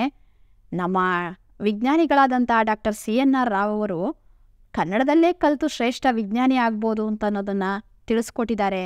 ಜನರಿಗೆ ಇಂಗ್ಲೀಷ್ ಮೇಲೆ ಮೋಹ ಬೆಳೆಯೋದಕ್ಕೆ ಒಂದು ಪ್ರತಿಷ್ಠೆನೇ ಕಾರಣ ಅಂತ ಹೇಳಬೇಕಾದ್ರೆ ಲೇಖಕರು ಮೇಲಿನ ಮಾತನ್ನು ಹೇಳ್ತಾರೆ. ಸ್ವಾರಸ್ಯ, ಕಲಿಕೆ ನಮ್ಮ ಭಾಷೆಯಲ್ಲಿರಬೇಕು ಎಂದು ಒತ್ತಿ ಹೇಳಿರುವುದು ಇಲ್ಲಿನ ಸ್ವಾರಸ್ಯ. ಒಂದೊಂದು ಭಾಷೆಯೂ ಒಂದೊಂದು ವರ. ಕನ್ನಡ ಭಾಷೆಯ ಮಹತ್ವವನ್ನು ತಿಳಿಸ್ತಾ ಪೋಷಕರು ಇವತ್ತು ಸರ್ಕಾರಿ ಶಾಲೆಗಳ ಕಡೆ ಹೋಗ್ದೇನೆ ಖಾಸಗಿ ಉದ್ಯಮವಾದಂತಹ ಇಂಗ್ಲಿಷ್ ಕಾನ್ವೆಂಟ್ ಶಾಲೆಗಳ ಕಡೆಗೆ ಹೋಗ್ತಾ ಇದ್ದಾರೆ. ಎಲ್ಲಿವರೆಗೆ ನಮ್ಮ ಸರ್ಕಾರಿ ಶಾಲೆಗಳ ಸ್ಥಿತಿಗತಿಗಳು ಉತ್ತಮ ಆಗೋದಿಲ್ವೋ ಅಲ್ಲಿವರೆಗೂ ಶಿಕ್ಷಣದಲ್ಲಿ ಕನ್ನಡ ಆಕರ್ಷಕ ಅಂತ ಅನಿಸೋದಿಲ್ಲ. ಇಂಗ್ಲೀಷ್ ನಮಗೆ ಬೇಕು, ಆದರೆ ಕನ್ನಡದ ಬದಲಿಗೆ ಅಲ್ಲ, ಇಂಗ್ಲೀಷ್ ಒಂದೇ ಅಲ್ಲ, ಇನ್ನೂ ಹಲವಾರು ಭಾಷೆಗಳಿದ್ದಾವೆ ಅನ್ನೋ ಸಂದರ್ಭದಲ್ಲಿ ಹಾಮಾನ ಅವರು ಈ ಮೇಲಿನ ಮಾತನ್ನು ಹೇಳ್ತಾರೆ. ಸ್ವಾರಸ್ಯ, ಕನ್ನಡ ಭಾಷೆಯ ಮಹತ್ವವನ್ನು ತಿಳಿಸಿರೋದು. ನಾವು ಯಾವ ಪತ್ರಿಕೆಗಳನ್ನು ಓದುತ್ತಿದ್ದೇವೆ? ಲೇಖಕರು ನಾವು ಕನ್ನಡಿಗರು ಅನ್ಸ್ಕೊಳ್ಳೋದಕ್ಕೆ ಕೆಲವೊಂದು ಪ್ರಶ್ನೆಗಳನ್ನು ನಮ್ಮನ್ನೇ ನಾವು ಕೇಳ್ಕೋಬೇಕು ಅಂತ ಹೇಳ್ತಾ, ನಮ್ಮ ಮಕ್ಕಳನ್ನ ನಾವು ಯಾವ ಶಾಲೆಯಲ್ಲಿ ಓದಿಸ್ತಿದ್ದೀವಿ, ಯಾವ ಪತ್ರಿಕೆ ನಾವು ಓದ್ತೀವಿ, ನಾವು ಯಾವ ಸಿನಿಮಾಗಳನ್ನ ನೋಡ್ತೀವಿ, ನಮ್ಮ ಮನೇಲಿ ಬೋರ್ಡು ಯಾವ ಭಾಷೆಯಲ್ಲಿದೆ, ನಮ್ಮ ಮನೆ ಲಗ್ನ ಪತ್ರಿಕೆ ಲೆಟರ್ ಹೆಡ್ಗಳು ಅಚ್ಚಾಗಿರೋದು ಯಾವ ಭಾಷೆಯಲ್ಲಿ, ಇಂತಹ ನೂರಾರು ಪ್ರಶ್ನೆಗಳನ್ನು ನಾವು ಕೇಳ್ಕೊಳ್ಬೇಕು. ಅದರ ಉತ್ತರ ಚುಚ್ಚದೇ ಇದ್ದರೆ ಮಾತ್ರ ನಾವು ಕನ್ನಡದ ಬಗ್ಗೆ ಮಾತಾಡೋದಕ್ಕೆ ಯೋಗ್ಯತೆ ಗಳಿಸಿದ್ದೀವಿ ಅಂತ ಹೇಳಬೇಕಾದ್ರೆ ಮೇಲಿನ ಮಾತನ್ನು ಹೇಳ್ತಾರೆ. ಸ್ವಾರಸ್ಯ, ನಾವು ಕನ್ನಡಿಗರೆನಿಸಿಕೊಳ್ಳಲು ಎಷ್ಟು ಅರ್ಹರು ಅನ್ನುವ ಸಂದರ್ಭವನ್ನು ವಿವರಿಸಿರುವುದು. ಕನ್ನಡಿಗರು ಮೊದಲು ಕನ್ನಡಿಗರಾಗಬೇಕು. ಪ್ರತಿಯೊಬ್ಬ ಕನ್ನಡಿಗನು ಪ್ರತಿಯೊಂದು ಅಂಗುಲದಲ್ಲಿಯೂ ಕನ್ನಡಿಗನಾಗಬೇಕು ಅನ್ನೋ ಸಂದರ್ಭದಲ್ಲಿ ಈ ಮಾತನ್ನು ಹೇಳ್ತಾರೆ. ನಾವು ಕನ್ನಡವನ್ನು ಎಷ್ಟು ಅನುಸರಿಸ್ತಾ ಇದ್ದೇವೆ? ಕನ್ನಡ ಹೇಳೋದಕ್ಕೆ ಮಾತ್ರ ಅಲ್ಲ, ಅನುಸರಿಸೋದಕ್ಕೂ ಕೂಡ ಅಂತ ಎಷ್ಟು ಜನ ತಿಳ್ಕೊಂಡಿದ್ದೀವಿ? ಹೀಗಂತ ಹೇಳ್ತಾ ಹಲವಾರು ಪ್ರಶ್ನೆಗಳನ್ನು, ಯೋಗ್ಯತೆಯ ಪ್ರಶ್ನೆಗಳನ್ನು, ಅರ್ಹತೆಯ ಪ್ರಶ್ನೆಗಳನ್ನು ನಾವು ನಮ್ಮನ್ನು ಕೇಳ್ಕೋಬೇಕು. ಆ ರೀತಿ ಕೇಳ್ಕೊಂಡಾಗ ಅದರ ಉತ್ತರಗಳು ನಮಗೆ ನೋವನ್ನು ಉಂಟು ಮಾಡದಿದ್ರೆ ಮಾತ್ರ ನಾವು ಕನ್ನಡದ ಬಗ್ಗೆ ಮಾತಾಡೋದಕ್ಕೆ ಯೋಗ್ಯತೆ ಗಳಿಸಿದ್ದೀವಿ ಅಂತ ಅರ್ಥ. ಕೇವಲ ಕನ್ನಡಿಗರು ಅಂತ ಅನ್ಸ್ಕೊಂಡ್ರೆ ಸಾಲದು, ಕನ್ನಡಿಗರು ಮೊದಲು ಕನ್ನಡದವರಾಗಬೇಕು ಎಂಬುದಾಗಿ ಮೇಲಿನ ಮಾತನ್ನು ಹೇಳ್ತಾರೆ. ಸ್ವಾರಸ್ಯ, ಕನ್ನಡಿಗರಾದವರು ಎಂತಹ ಸಂದರ್ಭದಲ್ಲಿಯೂ ತಮ್ಮ ಭಾಷೆಯನ್ನು ಬಿಟ್ಟುಕೊಡ್ದೇನೆ ಅನುಸರಿಸಬೇಕು, ಬೆಳೆಸಬೇಕು ಅನ್ನೋದು ಇಲ್ಲಿನ ಸ್ವಾರಸ್ಯ. ಗದ್ಯ 5 ಧಣಿಗಳ ಬೆಳ್ಳಿ ಲೋಟ, ಎಚ್ ನಾಗವೇಣಿ ಅವರು ಬರೆದಿರ್ತಕ್ಕಂಥದ್ದು. ವಿದ್ಯಾರ್ಥಿಗಳೇ, ಈ ಪಾಠದಿಂದ 4 ಅಂಕದ ಪ್ರಶ್ನೋತ್ತರಗಳು ನಿಮಗೆ ಬರ್ತವೆ. ನೋಡೋಣ. ಚಿನ್ನಮ್ಮನ ಕುಟುಂಬ ಹೊಳೆಯ ಬಗ್ಗೆ ಅಸಹನೆ ಹೊಂದಬಾರದೆಂದು ಲೇಖಕಿ ಬಯಸುವುದೇಕೆ, ವಿವರಿಸಿ ಅಂತ ಕೇಳಿದಾಗ, ಇಲ್ಲಿ ಶಾಂಭವಿ ಹೊಳೆ ಅಂತಕ್ಕಂಥದ್ದು ಒಂದು ಜೀವಂತ ಪಾತ್ರವಾಗಿ ಈ ಗದ್ಯಪಾಠದಲ್ಲಿ ಇರ್ತಕ್ಕಂಥದ್ದು. ಶಾಂಭವಿ ಹೊಳೆಯು ಇಡೀ ಕಥೆಯಲ್ಲಿ ಒಂದು ಜೀವಂತ ಪಾತ್ರವಾಗಿದೆ. ಚಿನ್ನಮ್ಮನ ಕುಟುಂಬಕ್ಕೆ ಹೊಳೆಯು ಧಣಿಗಳ ಬೆಳ್ಳಿ ಲೋಟವನ್ನು ಮುಳುಗಿಸಿಕೊಂಡಿದೆ ಮತ್ತು ಆ ಆಪಾದನೆಯನ್ನು ತಮ್ಮ ಕುಟುಂಬದ ಮೇಲೆ ಹಾಕಿದೆ ಎನ್ನುವ ಕೋಪವಿದೆ. ಮಗ ಗುಡ್ಡ ಈ ಕಾರಣಕ್ಕಾಗಿ ಪೆಟ್ಟು ತಿಂದಿದ್ದನು. ಚಿನ್ನಮ್ಮನಿಗೆ ಮುಂದಿನ 3 ವರ್ಷಗಳ ಕಾಲ ಪಡಿಯಿಲ್ಲದೆ ದುಡಿಯಬೇಕಾದ ಪರಿಸ್ಥಿತಿ. ಅಸಹಾಯಕತೆ, ಬಡತನ, ಅಪವಾದ ಈ ಎಲ್ಲ ಕಾರಣದಿಂದ ಚಿನ್ನಮ್ಮನ ಕುಟುಂಬ ಹೊಳೆಯ ಬಗ್ಗೆ ಅಸಹನೆ ಹೊಂದಿತ್ತು. ಆದರೆ ಲೇಖಕಿ ಈ ಥರ ಅಸಹನೆ ಹೊಂದಬಾರದು ಅಂತ ಬಯಸ್ತಾರೆ. ಯಾಕೆ ಅಂತಂದರೆ, ಆ ಹೊಳೆ ಬೇಕಂತಲೇ ಏನೋ ಚಿನ್ನಮ್ಮನ ಕುಟುಂಬಕ್ಕೆ ಅಂತಹ ಅಪವಾದವನ್ನು ತಂದಾಕಿರಲಿಲ್ಲ. ಆ ಹೊಳೆಗೂ ಸಹಿತ ಚಿನ್ನಮ್ಮನ ಪುಟ್ಟ ಸಂಸಾರದ ಮೇಲೆ ವಾತ್ಸಲ್ಯ ಇತ್ತು. ಅದು ಆ ಕುಟುಂಬಕ್ಕೆ ಎಲ್ಲ ರೀತಿಯಲ್ಲೂ ಸಹಾಯ ಮಾಡುತ್ತಿತ್ತು. ಎಂತಹ ಒಡೆಯುವ ಮಳೆಯಲ್ಲಾದರೂ ಕುದುಪನ ಗಾಳದ ಬಾಯಿಗೆ ಮೀನುಗಳನ್ನು ಸಿಲುಕಿಸ್ತಿತ್ತು. ತಾನು ಹರಿದು ಬರುವಾಗಲೆಲ್ಲ ತನ್ನ ಸೆರಗಿನಂಚಿನಲ್ಲಿರುವ ತೋಟಗಳಿಂದ ಆಗಾಗ ಒಂದಷ್ಟು ಸೌದೆ, ತೆಂಗಿನಕಾಯಿಗಳನ್ನು ಹೊತ್ತು ತಂದು ಕುದುಪನ ಕಣ್ಣಿಗೆ ಬೀಳಿಸುತ್ತಿತ್ತು. ಪಾತ್ರೆ, ಪಗಡಿ, ಕೋಳಿ, ಕುರಿ, ಏಣಿ, ದೋಣಿ, ರೀಪು, ಪಕ್ಕಾಸುಗಳನ್ನು ಹೊತ್ತು ತಂದು ಚಿನ್ನಮ್ಮ ಕುದುಪರ ಮಡಿಲಿಗೆ ಸುರಿಯುತ್ತಿತ್ತು. ಈ ಕುಟುಂಬದೊಂದಿಗೆ ಇಷ್ಟೊಂದು ಒಡನಾಟವಿಟ್ಟುಕೊಂಡಿರುವ ಹೊಳೆಯ ಬಗೆಗೆ ಬೆಳ್ಳಿ ಲೋಟದ ಕಾರಣಕ್ಕಾಗಿ ಅಸಹನೆ ಸಲ್ಲದೆಂದು ಲೇಖಕಿ ಅಭಿಪ್ರಾಯಪಡುತ್ತಾರೆ. ಧಣಿ ಹಾಗೂ ಹೊಳೆಯ ನಡುವಿನ ಸಮರವನ್ನು ಚಿತ್ರಿಸಿ. ಹೀಗಂತ ಕೇಳಿದಾಗ, ಮಳೆಗಾಲದಲ್ಲಿ ತೆಂಗಿನ ತೋಟದ ಅಂಚನ್ನ ಹೊಳೆಯು ಕೊಚ್ಚಿ ಹಾಕುತ್ತಿದ್ದರಿಂದ ದಣಿ ವೆಂಕಪ್ಪಯ್ಯನವರು ಆ ಹೊಳೆಯನ್ನ ಬಾಯಿಗೆ ಬಂದಾಗೆ ಬೈತಿದ್ರಲ್ವಾ, ಅದನ್ನು ಬರೀರಿ. ಅದಾದಮೇಲೆ ಈ ಹೊಳೆಗೂ ಏನಾದ್ರೂ ಬಾಯಿ ಇದ್ದಿದ್ರೆ ಅದು ಹೇಗೆ ಬೈತಿತ್ತು, ಅದೇ ಗದ್ದೆಯಲ್ಲಿ ಬಿತ್ತೋದನ್ನ ಮರಳದಿನ್ನೆ ಮೇಲೆ ಬಿತ್ತಿದೆಯಲ್ಲ ಮಾರಯ್ಯ ಅಂತ ಮನಸ್ಸಿನಲ್ಲೇನೇ ಹೇಳ್ಕೊಳ್ತಾ ಇತ್ತು. ಆ ಸುತ್ತು ಹತ್ತೂರಿನ ಯಾವನಾದ್ರೂ ಶಾನುಭೋಗ ಉಗ್ರಾಣಿಯನ್ನ ಕರೆಸಿ ಅಳತೆ ಮಾಡಿಸು, ಅದಷ್ಟೂ ನಂದಲ್ದೇ ಇದ್ರೆ ನೋಡು ಅಂತ ಹೇಳ್ತಾ ಇತ್ತು ಅಂತ ಅನ್ನೋದು ಆ ಇಬ್ಬರ ಒಂದು ಜಗಳ, ಕಿತ್ತಾಟ ಹೇಗಿರ್ತಿತ್ತು ಅನ್ನೋದನ್ನ ಹೇಳಿದಾರಲ್ವಾ, ಅದನ್ನ ಬರೀರಿ. ಮುಂದಿನ ಪ್ರಶ್ನೆ, ಮುಸುರೆ ಪಾತ್ರೆಗಳು ನೀರು ಪಾಲಾದುದು ಹೇಗೆ, ಅವುಗಳನ್ನು ಮೇಲೆತ್ತಲು ಮಾಡಿದ ಪ್ರಯತ್ನಗಳೇನು ಅಂತ ಕೇಳಿದಾಗ, ಇಲ್ಲಿ 2 ಪ್ರಶ್ನೆ ಇದೆ. ಮುಸುರೆ ಪಾತ್ರೆಗಳು ಹೆಂಗೆ ನೀರು ಪಾಲಾದವು ಅಂತ ಅಂದರೆ, ಕುದುಪ ಚಿನ್ನಮ್ಮರ ಮಗ ಗುಡ್ಡ ಮುಸುರೆ ಪಾತ್ರೆ ತಿಕ್ತಾ ಇರ್ತಾನೆ. ಹೊಳೆಯ ಅಂಚು ಮೆತ್ತಗಾಗಿರುತ್ತೆ, ತನ್ನ ಕಾಲಡಿಯ ಮಣ್ಣು ಕುಸಿಯುತ್ತೆ, ಅದರ ಸಮೇತ ಪಾತ್ರೆಗಳೆಲ್ಲನೂ ಅವನು ಹೊಳೆ ಪಾಲಾಗ್ತಾರೆ, ಮೇಲ್ಗಡೆ ಈಚ್ಕೊಂಡು ಬರ್ತಾನೆ. ಹೀಗೆ ನೀರು ಪಾಲಾಯಿತು. ಅದನ್ನು ಮೇಲೆತ್ತೋದಿಕ್ಕೆ ಮಾಡಿದ ಪ್ರಯತ್ನ ಏನು ಅಂದರೆ, ತಂದೆ ಕುದುಪನ ಹತ್ರ ಓಡೋಗ್ತಾನೆ, ನಡೆದ ವಿಷಯವನ್ನು ಹೇಳ್ತಾನೆ. ಆತ ಓಡಿ ಬಂದು ತನ್ನ ಬಟ್ಟೆಗಳನ್ನೆಲ್ಲ ಜಾಡಿಸಿ ಮುಳುಗಿ ನೆಲ ಕಚ್ಚಿರುವ ಪಾತ್ರೆಗಳನ್ನು ಹುಡ್ಕಾಡ್ತಾನೆ. ಸಿಗೋಷ್ಟು ಪಾತ್ರೆಗಳು ಸಿಕ್ತೋ, ಏನು ಮಾಡಿದ್ರು ದಣಿಗಳ ಮನೆಯ ಬೆಳ್ಳಿ ಲೋಟ ಮಾತ್ರ ಸಿಗಲಿಲ್ಲ. ಕೊನೆಗೆ ಈ ಕುಟುಂಬವೇ ಅದನ್ನು ಕದ್ದಿದೆ ಅನ್ನೋ ಅಪವಾದಕ್ಕೆ ಗುರಿಯಾಗ್ತಾರೆ. ಇಷ್ಟು ಬರಿಬೇಕಾಗುತ್ತೆ. ಬೆಳ್ಳಿ ಲೋಟ ಕಂಡಾಗ ಧಣಿಯಲ್ಲಿ ಆತಂಕ, ಗಾಬರಿ, ಭಯ ಉಂಟಾಗಲು ಕಾರಣವೇನು ಅಂದಾಗ, ಕುದುಪ ಯಾವುದೋ ಒಂದು ಲೋಟವನ್ನು ತೆಗೆದು ಅದನ್ನು ತೊಳೆದು ಚಿನ್ನಮ್ಮನ ಕೈಗೆ ಕೊಡ್ತಾನೆ. ಅದನ್ನು ಮೌನವಾಗಿ ದಣಿಗಳು ನೋಡ್ತಾರೆ. ಅವರಿಬ್ಬರ ಚಲನವಲನವನ್ನು ಇನ್ನಷ್ಟು ಕಣ್ಣನ್ನು ಚಿಕ್ಕದು ಮಾಡಿ ನೋಡ್ತಾ ಇರ್ತಾರೆ. ಕೂತ್ ಕಡೆಯಿಂದನೇ ಎದ್ದು ಬರ್ತಾರೆ ಸ್ವಲ್ಪ ಮುಂದಕ್ಕೆ. ಅವರದನ್ನು ಗಮನಿಸ್ತಾ ಅವರ ಎದೆ ಬಡಿತ ಹೆಚ್ಚಾಗುತ್ತೆ. ಚಿನ್ನಮ್ಮ ತನ್ನ ಕೈಯಲ್ಲಿದ್ದಂಥ ಲೋಟವನ್ನು ತಿರುಗಿಸ್ತಿದ್ದಾಗೇ ಅವ್ರನ್ನೇ ಆಕೆ ಒಂದ್ಸರಿ ತಿರುಗಿಸ್ದಂಗಾಯ್ತು. ಯಾಕೆ ಅಂದರೆ ಆಕೆಯ ಕೈಯಲ್ಲಿದ್ದಿದ್ದು ತಮ್ಮನೇದೇ ಬೆಳ್ಳಿ ಲೋಟ ಅನ್ನೋ ವಿಷಯ ದಣಿಗೆ ಗೊತ್ತಾಯಿತು. ಅದರ ಕಂಠದ ಸುತ್ತಲೂ 7 ಎಸಳು ಹೂವಿನಂತೆ ಇತ್ತು. ಕಳೆದ 40 ವರ್ಷಗಳಿಂದ ತಮ್ಮ ದಾಂಪತ್ಯದ ಜೀವನಕ್ಕೆ ಮೂಕ ಸಾಕ್ಷಿಯಾಗಿತ್ತು ಆ ಲೋಟ. ಅದು ಅವರಿಗೆ ನೆನಪಾಗುತ್ತೆ. ಅದನ್ನು ನೆನಪಿಸ್ಕೊಂಡು ಅವರು ಭಯಗೊಳ್ತಾರೆ.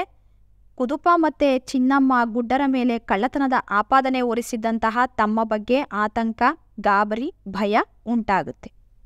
ಚಿನ್ನಮ್ಮ ಬೆಳ್ಳಿ ಲೋಟವನ್ನು ಮತ್ತೆ ಹೊಳೆಗೆ ಎಸೆಯಲು ಕಾರಣವೇನು, ವಿಶ್ಲೇಷಿಸಿ ಅಂದಾಗ, ಕುದುಪ ಚಿನ್ನಮ್ಮರ ಕೈಯಲ್ಲಿ ಬೆಳ್ಳಿ ಲೋಟ ಇರುತ್ತೆ.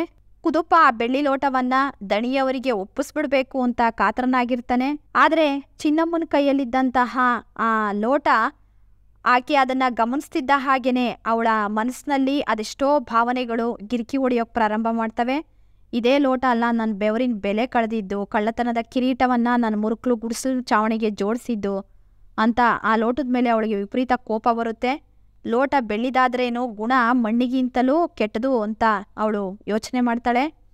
ಈ ಲೋಟದಿಂದಾಗಿ ನನ್ನ ಕುಟುಂಬ ಎಷ್ಟು ನೋವನ್ನು ಅನುಭವಿಸ್ತು, ಎಷ್ಟು ಕಣ್ಣೀರಾಗ್ತು, ಎಷ್ಟು ಅವಮಾನ ಎಲ್ಲ ಅನುಭವಿಸ್ತು, ಎಷ್ಟು ದುಃಖ ಆಯಿತು ಅಂತ ಅವಳು ಮನಸ್ಸಿನಲ್ಲಿ ಒಂದು ಕೆಟ್ಟ ಯೋಚನೆ ಬರುತ್ತೆ. ಒಂದು ಕ್ಷಣಕಾಲ ಕುಸಿದು ಕೂತ್ಕೊತಾಳೆ. ಪಿತ್ತ ನೆತ್ತಿಗೇರ್ದಂಗಾಗಿ ಅವಳು ಪೂರ್ವಾಭಿಮುಖವಾಗಿ ನಡೆದೋಗ್ತಾಳೆ. ಆಳದ ಮಡುವಿನತ್ತ ಬೆಳ್ಳಿ ಲೋಟವನ್ನು ಎಸ್ತೇ ಬಿಡ್ತಾಳೆ. ಒಂದು ವೇಳೆ ಬೆಳ್ಳಿ ಲೋಟವನ್ನು ಧಣಿಗಳಿಗೆ ಹಿಂತಿರುಗಿಸಿದ್ರೆ ಅವಳ ಕುಟುಂಬ ಆಪಾದನೆಯಿಂದ ಪಾರಾಗ್ಬೋದಿತ್ತು. ಆದರೆ ಅದುವರೆಗೂ ಆ ಕುಟುಂಬ ಅನುಭವಿಸಿದ ಸಂಕಟಕ್ಕೆ ಪರಿಹಾರ ಸಿಗ್ತಿರಲಿಲ್ಲ. ಲೋಟ ಕದ್ದ ಆಪಾದನೆಯಿಂದ ಅನುಭವಿಸಿದ ಯಾತನೆಗೆ ಬೆಲೆ ಕಟ್ಟೋದಿಕ್ಕೆ ಸಾಧ್ಯ ಇಲ್ಲ. ತನ್ನ ಕುಟುಂಬ ಆಪಾದನೆಯಿಂದ ಹೊರಬರೋದಕ್ಕಿಂತ ಆ ಲೋಟವನ್ನು ಮತ್ತೆ ನೀರಿಗೆ ಎಸೆಯೋದ್ರ ಮೂಲಕ ತನ್ನ ಸಿಟ್ಟನ್ನು ಹೊರ ಹಾಕ್ತಾಳೆ. ಆ ಮೂಲಕ ತಮ್ಮ ಕುಟುಂಬದ ಮೇಲಿನ ಅಪವಾದವನ್ನು ನಿವಾರಿಸಿಕೊಳ್ಳುವ ಅವಕಾಶ ಇದ್ರೂ ಕೋಪದ ಕೈಗೆ ಬುದ್ಧಿ ಕೊಟ್ಟು ಚಿನ್ನಮ್ಮ ಅದನ್ನು ಕಳ್ಕೊಳ್ತಾಳೆ. ವಿದ್ಯಾರ್ಥಿಗಳೇ, ಬದುಕನ್ನು ಪ್ರೀತಿಸಿದ ಸಂತ ಎಚ್ ಆರ್ ರಾಮಕೃಷ್ಣರಾವ್ ಅವರು ಬರೆದಿರ್ತಕ್ಕಂಥದ್ದು ಆಯ್ಕೆ ಕೃತಿ ಕಲಾಂ ಮೇಷ್ಟ್ರು. ಈ ಗದ್ಯ ಭಾಗದಲ್ಲಿ 1 ಅಂಕ ಹಾಗೇನೆ 3 ಅಂಕದ ಪ್ರಶ್ನೋತ್ತರಗಳನ್ನು ಕೇಳ್ತಾರೆ. ದೇವರಿಗೆ ಹತ್ತಿರವಾದವರು ಯಾರು? ಭಗವಂತನ ಸೃಷ್ಟಿಯಲ್ಲಿರುವವರೆಲ್ಲ ಆತನ ಬಂಧುಗಳೇ. ಯಾರು ಅವರುಗಳ ಸೇವೆ ಮಾಡುತ್ತಾರೋ ಅವರೇ ದೇವರಿಗೆ ಹತ್ತಿರವಾದವರು. ಚಿಪ್ ಎಂದರೇನು? ಅಗತ್ಯ ಮಾಹಿತಿಗಳನ್ನು ಕ್ರೋಢೀಕರಿಸಿರುವ ಸೂಕ್ಷ್ಮ ಎಲೆಕ್ಟ್ರಾನಿಕ್ ಸಾಧನವೇ ಚಿಪ್. ಕಲಾಂ ಅವರ ಆತ್ಮಚರಿತ್ರೆಯ ಹೆಸರು ವಿಂಗ್ಸ್ ಆಫ್ ಫೈರ್. ಕಲಾಂ ಅವರ ಕ್ರಿಯಾಶೀಲತೆಗೆ ಸಾಕ್ಷಿ ಹೈದರಾಬಾದಿನ ಸಮೀಪದ ಬರಡು ಭೂಮಿಯನ್ನು ಸಂಶೋಧನಾ ಕೇಂದ್ರ ಇಮಾರತ್ ಎಂಬ ಹೆಸರಿನಲ್ಲಿ ಸ್ಥಾಪಿಸಿದ್ದು. ವಿಜ್ಞಾನದ ಅಡಿಪಾಯ ಪ್ರಶ್ನೆ ಕೇಳುವುದು. ಭೂಮಿಯ ಮೇಲಿನ ಮೊದಲ ವಿಜ್ಞಾನಿ ಮಗು. ಕಲಾಂ ಅವರು ರಾಷ್ಟ್ರಪತಿ ಸ್ಥಾನಕ್ಕೆ ಆಯ್ಕೆಯಾದ ಸುದ್ದಿ ತಿಳಿದಾಗ ಅವರು ಚೆನ್ನೈನಲ್ಲಿದ್ದರು. ಕಲಾಂ ಅವರನ್ನು ಶಾಲೆಗೆ ಕಳಿಸುವಂತೆ ಪ್ರೇರೇಪಿಸಿದವರು ಶಿವಸುಬ್ರಹ್ಮಣ್ಯ ಅಯ್ಯರ್. ಕಲಾಂ ಅವರು ಅಣ್ಣಾಮಲೈ ವಿಶ್ವವಿದ್ಯಾಲಯದಲ್ಲಿ ಸಂದರ್ಶಕ ಪ್ರೊಫೆಸರ್ ಆಗಿದ್ದರು. ಸಂದರ್ಭದ ಪ್ರಶ್ನೋತ್ತರಗಳು. ಭಗವಂತನ ಸೃಷ್ಟಿಯಲ್ಲಿರುವವರೆಲ್ಲ ಆತನ ಬಂಧುಗಳೇ. ಈ ವಾಕ್ಯವನ್ನು ಪ್ರೊಫೆಸರ್ ಎಚ್ ಆರ್ ರಾಮಕೃಷ್ಣರಾವ್ ಅವರು ಬರೆದಿರುವ ಕಲಾಂ ಮೇಷ್ಟ್ರು ಕೃತಿಯಿಂದ ಆರಿಸಿದ ಬದುಕನ್ನು ಪ್ರೀತಿಸಿದ ಸಂತ ಎಂಬ ಪಾಠದಿಂದ ಆರಿಸಲಾಗಿದೆ. ವಿಜ್ಞಾನ ತಂತ್ರಜ್ಞಾನಗಳ ಸಂಕೀರ್ಣ ಪ್ರಪಂಚದಲ್ಲಿ ಅಬ್ದುಲ್ ಕಲಾಂ ಅವರು ತಮ್ಮನ್ನು ತಾವೇ ತೊಡಗಿಸಿಕೊಂಡದ್ದು ಯಾವುದೋ ಪ್ರಶಸ್ತಿ, ಪುರಸ್ಕಾರ, ಹಣ ಗಳಿಸಲಿಕ್ಕಲ್ಲ. ಭಗವಂತನ ಸೃಷ್ಟಿಯಲ್ಲಿರುವವರೆಲ್ಲ ಆತನ ಬಂಧುಗಳೇ.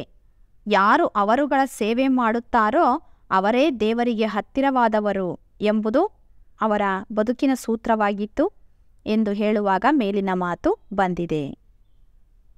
ಸ್ವಾರಸ್ಯ. ಅಬ್ದುಲ್ ಕಲಾಂ ಅವರ ವ್ಯಕ್ತಿತ್ವವನ್ನು ವಿವರಿಸಿರುವುದು ಇಲ್ಲಿನ ಸ್ವಾರಸ್ಯ. ನೀನು ಯಾವ ಸ್ಕೂಲಿನಲ್ಲಿ ಓದುತ್ತಿದ್ದೀಯೇ? ಸಿಕಂದರಾಬಾದಿನ ಶಾಲಾ ಬಾಲಕಿಯೊಬ್ಬಳು ತಯಾರಿಸಿದ್ದ ಪೃಥ್ವಿ ಕ್ಷಿಪಣಿಯ ಮಾದರಿ ಚಿತ್ರವನ್ನು ಪತ್ರಿಕೆಯಲ್ಲಿ ಪ್ರಕಟಿಸಿದ್ದರು. ಇದನ್ನು ಹೆಮ್ಮೆಯಿಂದ ತಿಳಿಸಿದ ಉಪನಿರ್ದೇಶಕರಿಗೆ ಕಲಾಂ ಅವರು ಆ ಹುಡುಗಿಯನ್ನು ಇಲ್ಲಿಗೇಕೆ ಕರೆತರಬಾರದು, ಆ ಮಗು ನಿಜವಾದ ಕ್ಷಿಪಣಿಯನ್ನು ನೋಡಲಿ ಎನ್ನುತ್ತಾರೆ. ಮುಂದೆ ಆ ಹುಡುಗಿಯನ್ನು ಇಲಾಖೆಯ ಕಾರಿನಲ್ಲಿ ಕರೆದುಕೊಂಡು ಹೋಗಿ ಪೃಥ್ವಿಯನ್ನು ತೋರಿಸಿದರು. ಕ್ಯಾಂಟೀನ್ನಲ್ಲಿ ತಂತ್ರಜ್ಞರೊಡನೆ ಸಹಭೋಜನ. ಮೀಟಿಂಗ್ ಮಧ್ಯದಲ್ಲಿಯೇ ಹೊರಕ್ಕೆ ಬಂದ ಕಲಾಂ ಅವರು ಆ ಹುಡುಗಿಯನ್ನು ಈ ಮೇಲಿನಂತೆ ಪ್ರಶ್ನಿಸುತ್ತಾರೆ. ಸ್ವಾರಸ್ಯ. ಸಿಕಂದರಾಬಾದಿನ ಶಾಲಾ ಬಾಲಕಿಯನ್ನು ಕಲಾಂ ಅವರು ಪ್ರಶ್ನಿಸಿದ ಸಂದರ್ಭ ಸ್ವಾರಸ್ಯಪೂರ್ಣವಾಗಿ ಮೂಡಿಬಂದಿದೆ. ವಿಜ್ಞಾನದ ಅಡಿಪಾಯವೇ ಪ್ರಶ್ನೆ ಕೇಳುವುದು. ಹುಡುಗನೊಬ್ಬನು ಭೂಮಿಯ ಮೇಲಿನ ಮೊದಲ ವಿಜ್ಞಾನಿ ಯಾರಾಗಿರಬಹುದು, ದಯವಿಟ್ಟು ಹೇಳಿ ಎಂದು ಕಲಾಂ ಅವರನ್ನು ಪ್ರಶ್ನಿಸಿದನು. ಆಗ ಕಲಾಂ ಅವರು, ನನಗನ್ನಿಸುತ್ತೆ ವಿಜ್ಞಾನ ಹುಟ್ಟಿದ್ದು ಮತ್ತು ಈಗಲೂ ಜೀವಂತವಾಗಿರುವುದು ಪ್ರಶ್ನೆಗಳಿಂದ ಎನ್ನುತ್ತಾ ಈ ಮೇಲಿನ ಮಾತನ್ನು ಆ ಹುಡುಗನಿಗೆ ಹೇಳಿದರು. ಸ್ವಾರಸ್ಯ. ಕಲಾಂ ಅವರು ಹುಡುಗನೊಬ್ಬನ ಪ್ರಶ್ನೆಗೆ ಸಮರ್ಥವಾಗಿ ಉತ್ತರಿಸುತ್ತಿರುವುದು ಇಲ್ಲಿನ ಸ್ವಾರಸ್ಯ. ಮಗುವೇ ಮೊದಲ ವಿಜ್ಞಾನಿ. ಹುಡುಗನೊಬ್ಬನು ಭೂಮಿಯ ಮೇಲಿನ ಮೊದಲ ವಿಜ್ಞಾನಿ ಯಾರಾಗಿರಬಹುದು, ದಯವಿಟ್ಟು ಹೇಳಿ ಎಂದು ಕಲಾಂ ಅವರನ್ನು ಪ್ರಶ್ನಿಸಿದನು. ಆಗ ಕಲಾಂ ಅವರು, ನನಗನ್ನಿಸುತ್ತೆ ವಿಜ್ಞಾನ ಹುಟ್ಟಿದ್ದು ಮತ್ತು ಈಗಲೂ ಜೀವಂತವಾಗಿರುವುದು ಪ್ರಶ್ನೆಗಳಿಂದ ಎನ್ನುತ್ತಾರೆ. ವಿಜ್ಞಾನದ ಅಡಿಪಾಯವೇ ಪ್ರಶ್ನೆ ಕೇಳುವುದು. ಕೊನೆಯಿಲ್ಲದಷ್ಟು ಪ್ರಶ್ನೆಗಳನ್ನು ಕೇಳುವವರು ಮಕ್ಕಳೇ. ಹಾಗಾಗಿ ಮಗುವೇ ಮೊದಲ ವಿಜ್ಞಾನಿ ಎನ್ನುತ್ತಾ ಕಲಾಂ ಈ ಮೇಲಿನ ಮಾತನ್ನು ಆ ಹುಡುಗನಿಗೆ ಹೇಳಿದರು. ಸ್ವಾರಸ್ಯ, ನೀವು ಹಿಂದಿನ ಸಂದರ್ಭಕ್ಕೆ ಏನು ಬರೆದ್ರೋ ಅದೇ ಸ್ವಾರಸ್ಯವನ್ನೇ ಬರೀರಿ. ಇಲ್ಲಿ ಹುಡುಗನೊಬ್ಬನ ಕುತೂಹಲಕಾರಿ ಪ್ರಶ್ನೆಗೆ ಕಲಾಂ ಅವರು ಸ್ವಾರಸ್ಯಪೂರ್ಣವಾಗಿ ಉತ್ತರಿಸುತ್ತಿದ್ದಾರೆ. ವ್ಯಕ್ತಿಗಿಂತ ರಾಷ್ಟ್ರ ದೊಡ್ಡದು. ಅಬ್ದುಲ್ ಕಲಾಂ ಅವರು ರಾಷ್ಟ್ರಪತಿ ಸ್ಥಾನಕ್ಕೆ ಆಯ್ಕೆಯಾದ ಸುದ್ದಿ ಬಂದಾಗ ಅವರು ಚೆನ್ನೈನಲ್ಲಿದ್ದರು. ಪತ್ರಿಕಾಗೋಷ್ಠಿಯನ್ನು ಮಾಧ್ಯಮದವರು ಏರ್ಪಡಿಸಿದ್ದರು. ತಾವು ಸಂದರ್ಶಿಸುತ್ತಿರುವುದು ಒಬ್ಬ ರಾಜಕಾರಣಿಯನ್ನಲ್ಲವೆಂಬುದನ್ನು ಮಾಧ್ಯಮದವರು ಮರೆತಂತಿತ್ತು. ಆಗ ಅಬ್ದುಲ್ ಕಲಾಂ, ಎಲ್ಲರೂ ಗಮನವಿಟ್ಟು ಕೇಳಿ, ಇದುವರೆಗೂ ಏನಾಗಿದೆಯೋ ಅದೆಲ್ಲ ಒಳ್ಳೆಯದಕ್ಕೆ, ಈಗ ಆಗುತ್ತಿರುವುದೂ ಒಳ್ಳೆಯದಕ್ಕಾಗಿಯೇ ಎನ್ನುತ್ತಾರೆ. ಆ ಸಂದರ್ಭದಲ್ಲಿ ಭಗವದ್ಗೀತೆಯ ಪ್ರಸಿದ್ಧ ಸಾಲುಗಳನ್ನು ಉದ್ಧರಿಸುತ್ತಾ ಈ ಮೇಲಿನ ಮಾತನ್ನು ಹೇಳುತ್ತಾರೆ. ಸ್ವಾರಸ್ಯ, ಅಬ್ದುಲ್ ಕಲಾಂ ರಾಷ್ಟ್ರಪತಿ ಸ್ಥಾನಕ್ಕೆ ಆಯ್ಕೆಯಾದಾಗ ಪತ್ರಿಕಾಗೋಷ್ಠಿಯಲ್ಲಿ ಸುದ್ದಿಗಾರರನ್ನು ತಮ್ಮ ಮಾತುಗಳ ಆಕರ್ಷಣೆಗೆ ಒಳಪಡಿಸಿದ್ದು ಇಲ್ಲಿನ ಸ್ವಾರಸ್ಯ. ಮಿಸ್ಟರ್ ಪ್ರೆಸಿಡೆಂಟ್, ನಿಮ್ಮ ಯಶಸ್ಸಿನ ಗುಟ್ಟೇನು? ಮಕ್ಕಳು ಮಿಸ್ಟರ್ ಪ್ರೆಸಿಡೆಂಟ್, ನಿಮ್ಮ ಯಶಸ್ಸಿನ ಗುಟ್ಟೇನು ಎಂದು ಕೇಳಿದರು. ಅದಕ್ಕೆ ಕಲಾಂ ಅವರು ಯಶಸ್ಸಿನ ಪಂಚಾಕ್ಷರಿ ಮಂತ್ರವನ್ನು ಹೀಗೆ ಹೇಳುತ್ತಾರೆ: ಕುತೂಹಲ, ಆಲೋಚನಾ ಶಕ್ತಿ, ಜ್ಞಾನ, ಕಷ್ಟಪಟ್ಟು ಕೆಲಸ ಮಾಡುವುದು ಮತ್ತು ಗುರಿ ಸಾಧಿಸುವ ಛಲ ಎನ್ನುತ್ತಾರೆ. ಸ್ವಾರಸ್ಯ, ಕಲಾಂ ಅವರನ್ನು ಭೇಟಿಯಾದ ಮಕ್ಕಳು ಅವರ ಯಶಸ್ಸಿನ ಗುಟ್ಟನ್ನು ಪ್ರಶ್ನಿಸಿರುವುದು ಇಲ್ಲಿನ ಸ್ವಾರಸ್ಯ. ಕೊನೆಯ ಪ್ರಶ್ನೆ, ಎಲ್ಲ ಮಕ್ಕಳ ಕನಸು ಒಂದೇ. ಅಧ್ಯಕ್ಷರಾದ ನಂತರ ಕಲಾಂ ಅವರು ಲಕ್ಷಾಂತರ ಮಕ್ಕಳನ್ನು ಭೇಟಿ ಮಾಡಿದ್ದಾರೆ. ಬಡವರಾಗಿರಲಿ ಅಥವಾ ಶ್ರೀಮಂತರಾಗಿರಲಿ, ಎಲ್ಲ ಮಕ್ಕಳ ಕನಸು ಒಂದೇ. ಅವರೆಲ್ಲರೂ ಶಾಂತಿ, ಸಮೃದ್ಧಿ ಮತ್ತು ಸುಭದ್ರ ಭಾರತದಲ್ಲಿ ಬದುಕಬಯಸುತ್ತಾರೆ ಎಂದು ಮೇಲಿನ ಮಾತನ್ನು ಹೇಳುತ್ತಾರೆ. ಸ್ವಾರಸ್ಯ, ಅಬ್ದುಲ್ ಕಲಾಂ ಅವರು ಅಧ್ಯಕ್ಷರಾದ ನಂತರ ಮಕ್ಕಳನ್ನು ಕುರಿತು ಮಾತನಾಡಿದ ಸಂದರ್ಭ ಸ್ವಾರಸ್ಯಪೂರ್ಣವಾಗಿ ಮೂಡಿಬಂದಿದೆ.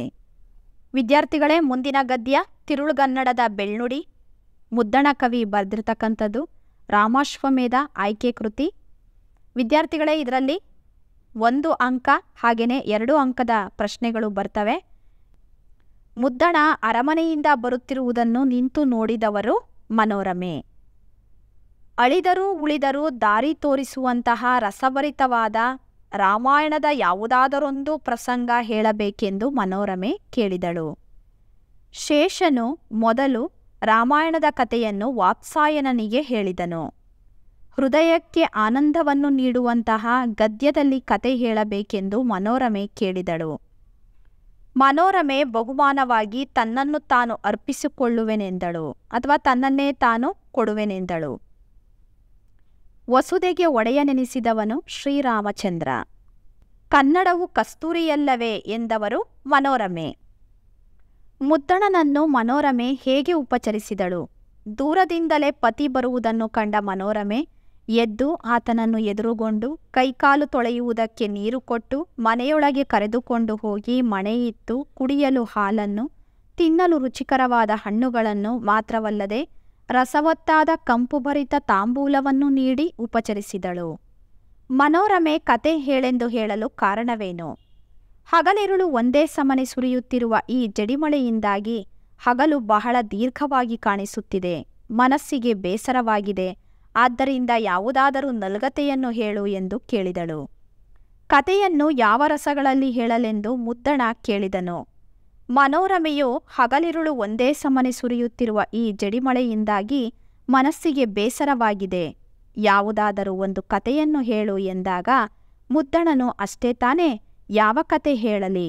ಭೋಜಪ್ರಬಂಧವೋ, ವಿಕ್ರಮ ವಿಜಯವೋ, ಮಹಾವೀರ ಚರಿತೆಯೋ ಎಂದಾಗ ಇವುಗಳಲ್ಲಿ ನನಗೆ ಆಸಕ್ತಿಯಿಲ್ಲ, ಉಳಿದರು ಅಳಿದರು ದಾರಿ ತೋರಿಸುವಂತಹ ರಸಭರಿತವಾದ ಕತೆ ಹೇಳು ಎನ್ನುತ್ತಾಳೆ. ಆಗ ಮುದ್ದಣನು, ನಿನಗೆ ಯಾವ ರಸ ಇಷ್ಟ? ಶೃಂಗಾರ ರಸವೇ, ವೀರರಸವೇ, ಹಾಸ್ಯರಸವೇ ಎಂದು ಕೇಳಿದನು. ಯಾವ ಧಾಟಿಯಲ್ಲಿ ಕಥೆಯನ್ನು ಹೇಳೆಂದು ಮನೋರಮೆ ಕೇಳಿದಳು. ಮುದ್ದಣನು ಪದ್ಯದಲ್ಲಿ ಕತೆ ಹೇಳಲೋ ಗದ್ಯದಲ್ಲಿ ಕತೆ ಹೇಳಲೋ ಎಂದು ಕೇಳಿದಾಗ ಪದ್ಯದಲ್ಲಿ ಬೇಡ, ಹೃದಯಕ್ಕೆ ಹತ್ತಿರವಾದ ಗದ್ಯದಲ್ಲೇ ಕತೆ ಹೇಳು ಎಂದು ಕೇಳಿದಳು. ಅರಮನೆಯಿಂದ ಎಂತಹ ಬಹುಮಾನ ಸಿಗಬಹುದೆಂದು ಮುದ್ದಣ ಹೇಳಿದನು. ಕತೆ ಹೇಳಲು ಆರಂಭಿಸುವ ಮುನ್ನ ಮುದ್ದಣನು ಮನೋರಮೆಯಲ್ಲಿ, ಇಂಥ ನಲ್ಗತೆಯನ್ನು ಹೇಳಿದರೆ ಅರಮನೆಯಲ್ಲಿ ರತ್ನದ ಕಡಗವನ್ನೋ ಚಿನ್ನದ ಕಂಠೀಹಾರವನ್ನೋ ಕೊಡುತ್ತಾರೆ, ಆದರೆ ನೀನು ಏನು ಕೊಡುವೆ ಎಂದು ಹೇಳಿದನು. ನೀರಿಳಿಯದ ಗಂಟಲಲ್ಲಿ ಕಡುಬನ್ನು ತುರುಕಿದಂತಾಯ್ತು ಎಂದು ಮನೋರಮೆ ಹೇಳಿದ್ದೇಕೆ? ಮುದ್ದಣ ಕತೆಯನ್ನು ಸ್ವಸ್ತಿ ಶ್ರೀಮತ್ ಸುರ ಸುರೇಂದ್ರ ನರೇಂದ್ರ ಮುನೀಂದ್ರ ಎಂದು ಆರಂಭಿಸಿದಾಗ ಮನೋರಮೆಯು ಇದು ಸಂಸ್ಕೃತದ ನುಡಿ, ಕನ್ನಡದ ಸೊಗಸನ್ನೇ ತಿಳಿಯದ ನನಗೆ ಸಂಸ್ಕೃತದ ಸೊಗಸು ಅರ್ಥವಾಗುವುದೇ ಎಂದು ಹೇಳುವಾಗ ನೀರಿಳಿಯದ ಗಂಟಲಲ್ಲಿ ಕಡುಬನ್ನು ತುರುಕಿದಂತಾಯ್ತು ಎಂದು ಹೇಳಿದ್ದಾಳೆ. ಸಂಸ್ಕೃತ ಕನ್ನಡಗಳು ಸೇರಿದರೆ ಹೇಗೆ ಸೊಗಯಿಸುತ್ತದೆ? ಸಂಸ್ಕೃತ ಒಂದು ಚಿನ್ನದಲ್ಲಿ ಪೋಣಿಸಿದ ರತ್ನದ ಮಣಿ, ಕರಿಮಣಿ ಸರದಲ್ಲಿ ಕೆಂಪು ಹವಳವನ್ನು ಪೋಣಿಸಿದಂತೆ ಸಂಸ್ಕೃತ ಮತ್ತು ಕನ್ನಡವನ್ನು ರಸಂ ಒಸರುವಂತೆ ಕಾವ್ಯಲಕ್ಷಣವಿರುವಂತೆ ಅಲ್ಲಲ್ಲಿ ಬೆರೆಸಿ ಹೇಳಿದಾಗ ಚೆನ್ನಾಗಿರುತ್ತದೆ ಎಂದು ಮುದ್ದಣ ಹೇಳುತ್ತಾನೆ. ಮುಂದಿನ ಗದ್ಯ ಹಳ್ಳಿಯ ಚಹಾ ಹೋಟೆಲುಗಳು, ವೀರೇಂದ್ರ ಸಿಂಪಿಯವರು ಬರೆದಿರ್ತಕ್ಕಂಥದ್ದು. ವಿದ್ಯಾರ್ಥಿಗಳೇ, ಈ ಗದ್ಯ ಪಾಠದಲ್ಲಿ 1 ಅಂಕ ಹಾಗೆಯೇ 2 ಅಂಕದ ಪ್ರಶ್ನೆ ಇರುತ್ತೆ. ನೋಡೋಣ. ಕಲಿಯುಗದ ಅಮೃತ ಚಹಾ. 3 ಕಾಲಿನ ಕುರ್ಚಿ ಹಳ್ಳಿಯ ಚಹಾ ಪಳಾರದ ಅಂಗಡಿಯಲ್ಲಿದೆ. ಎತ್ತುಗಳು ಗಕ್ಕೆಂದು ಹಳ್ಳಿಯ ಚಹಾ ಪಳಾರದ ಅಂಗಡಿ ಬಂದೊಡನೆ ನಿಲ್ಲುತ್ತವೆ. ಬಾಯಿ ಚಪಲ ವೃದ್ಧರಿಗೆ, ಪೆನ್ಷನ್ದಾರರಿಗೆ ಜಾಸ್ತಿ ಇರುತ್ತದೆ. ಲೇಖಕರ ದೃಷ್ಟಿಯಲ್ಲಿ ಹಳ್ಳಿಯ ಚಹಾದ ಅಂಗಡಿ ವಾರ್ತಾ ಇಲಾಖೆ ಇದ್ದಂತೆ. ಹೆಡ್ ಮಾಸ್ತರರ ಬಗ್ಗೆ ಮೂಕರ್ಜಿಯ ದೂರನ್ನು ಹಳ್ಳಿಗರು ಕೊಡುತ್ತಾರೆ. ಆ ಶಿವಶರಣಪ್ಪನಿಗೆ ಅಷ್ಟು ಸುಂದರ ಹೆಂಡತಿ ಯಾಕಿರಬೇಕು ಎಂಬುದು ಕಲ್ಲಪ್ಪನವರ ಗೂಢಪ್ರಶ್ನೆ. ಲೋಕಲ್ ಸುದ್ದಿಗಳಿಗೆ ಹಳ್ಳಿಯ ಹೋಟೆಲುಗಳಲ್ಲಿ ಪ್ರಾಶಸ್ತ್ಯವಿದೆ. ಲೇಖಕರು ಹೇಳುವ ಹಳ್ಳಿಯ ಹೋಟೆಲಿನ ಹೆಸರು ಚಂದ್ರಭವನ. ನಿಮ್ಮ ಸಮೀಪದ ಹಳ್ಳಿಯ ಚಹಾ ಪಳಾರದ ಅಂಗಡಿಗೆ ಭೇಟಿ ಕೊಡಬೇಕೆಂದು ಲೇಖಕರು ಹೇಳುತ್ತಾರೆ. 2 ಅಂಕದ ಪ್ರಶ್ನೋತ್ತರಗಳು. ಪಟ್ಟಣದ ಹೋಟೆಲಿನ ಕಟ್ಟಡ ಹೇಗಿದೆ? ಮನವನ್ನಾಕರ್ಷಿಸುವ ಭವ್ಯ ಕಟ್ಟಡವಿದೆ. ನಡೆದರೆ ಕಾಲು ಜಾರುವ ನಯವಾದ ಪರಸಿಯ ನೆಲವಿದೆ. ಕೂತರೆ ಮಾಸಿ ಓದೀತೆನ್ನುವ ಕುರ್ಚಿಯಿದೆ. ತಂಪಾದ ಫ್ಯಾನಿನ ಗಾಳಿಯಿದೆ. ಡೆಕೊಲಂನಿಂದ ಅಲಂಕೃತವಾದ ಟೇಬಲ್ಲು ಇದೆ. ಟೇಬಲ್ ಮೇಲೆ ಗ್ಲಾಸೂ ಇದೆ. ಗ್ಲಾಸಿನಲ್ಲಿ ನೀರೂ ಇದೆ. ಹಳ್ಳಿಯ ಚಹಾದ ಅಂಗಡಿ ಎಂದರೆ ಹೇಗಿರುತ್ತದೆ? ಹಳ್ಳಿಯ ಚಹಾದ ಅಂಗಡಿಯಲ್ಲಿ ಮುರುಕು ಬೆಂಚು ಇದೆ. 3 ಕಾಲಿನ ಕುರ್ಚಿ ಇದೆ. ಗಟ್ಟಿ ಹಾಲಿನ ಹೆಡಸು, ಚಹಾದ ಕಂಪು ಬಣ್ಣ ಎಲ್ಲ ಇದೆ. ಜೊತೆಗೆ ಆತ್ಮೀಯತೆ, ಆತಿಥ್ಯವೂ ಇದೆ. ಭಾವೈಕ್ಯತೆ ಈ ದೇಶದಲ್ಲಿ ಎಲ್ಲಿದೆ? ಹಳ್ಳಿಯ ಹೋಟೆಲುಗಳು ಸಾರ್ವಜನಿಕರ ಕೂಟ. ಸರ್ವ ವಯಸ್ಸಿನ, ಸರ್ವ ಅಭಿರುಚಿ ಹವ್ಯಾಸಗಳ, ಸರ್ವ ಉದ್ಯೋಗದ, ಸರ್ವ ಜಾತಿಗಳ ಜನರಿಗೆ ಇಲ್ಲಿ ಸಮಾನವಾಗಿದೆ. ಹಳ್ಳಿಗಳಲ್ಲಿ ಸಮಾನತೆಯ ಬೀಜವನ್ನು ಬಿತ್ತಿ ಬೆಳೆದ ಸಂಸ್ಥೆ ಎಂದರೆ ಚಹಾ ಪಳಾರದ ಅಂಗಡಿಯೇ ಆಗಿದೆ. ಭಾವೈಕ್ಯತೆ ನಮ್ಮ ದೇಶದಲ್ಲಿ ಎಲ್ಲಿಯಾದರೂ ಇದ್ದಿದ್ದರೆ ಅದು ನಮ್ಮ ಹಳ್ಳಿಯ ಚಹಾ ಪಳಾರದ ಅಂಗಡಿಯಲ್ಲಿ. ರೋಗಿಗಳ ಹಾಗೂ ಪಥ್ಯ ಮಾಡುವವರ ಜಿದ್ದು ಎಂತಹದು? ಮನೆಯಲ್ಲಿ ಪಥ್ಯ ಮಾಡುತ್ತಾ ಹೋಟೆಲಿನಲ್ಲಿ ಕರಿದ ಪದಾರ್ಥಗಳನ್ನು ಜಡಿಯುವ ರೋಗಿಗಳ ಹಾಗೂ ಪಥ್ಯ ಮಾಡುವವರ ಜಡ್ಡೆಂದು ನೆಟ್ಟಗಾಗದು. ಹಾಗೂ ಸಾಯುತ್ತೇವೆ, ಹೀಗೂ ಸಾಯುತ್ತೇವೆ, ಕರಿದದ್ದನ್ನು ತಿಂದು ಸಾಯುತ್ತೇವೆ ಎನ್ನುವುದು ಇವರ ಜಿದ್ದು. ಗಿಡ್ಡ ಮಾಸ್ತರರು ಶಾಲೆಯಲ್ಲಿ ಹುಡುಗರಿಗೆ ಏಕೆ ಹೊಡೆಯುತ್ತಾರೆ? ಗಿಡ್ಡ ಮಾಸ್ತರರು ಶಾಲೆಯಲ್ಲಿ ಹುಡುಗರಿಗೆ ಹೊಡೆಯುತ್ತಾರೆ. ಆ ರೀತಿ ಹೊಡೆಯುವುದಕ್ಕೆ ಮನೆಯಲ್ಲಿ ಅವರ ಹೆಂಡತಿಯ ಕಾಟವೇ ಕಾರಣ. ಹಳ್ಳಿಗರ ಆಕ್ಷೇಪದ ವಿಷಯ ಯಾವುದು? ಹೊಸದಾಗಿ ವರ್ಗವಾಗಿ ಬಂದ ವೈದ್ಯಾಧಿಕಾರಿ ರೋಗಿಗಳಿಗೆ ಬರೀ ಪ್ರಿಸ್ಕ್ರಿಪ್ಷನ್ ಅಂದರೆ ಚೀಟಿ ಮಾತ್ರ ಬರೆದುಕೊಡುತ್ತಿದ್ದಾರೆ. ಇದು ಹಳ್ಳಿಗರ ಆಕ್ಷೇಪದ ವಿಷಯ. ಸುದ್ದಿಯ ಸೂರಪ್ಪ ಗೊಂಬೆಯನ್ನು ಹೇಗೆ ವರ್ಣಿಸುತ್ತಾನೆ?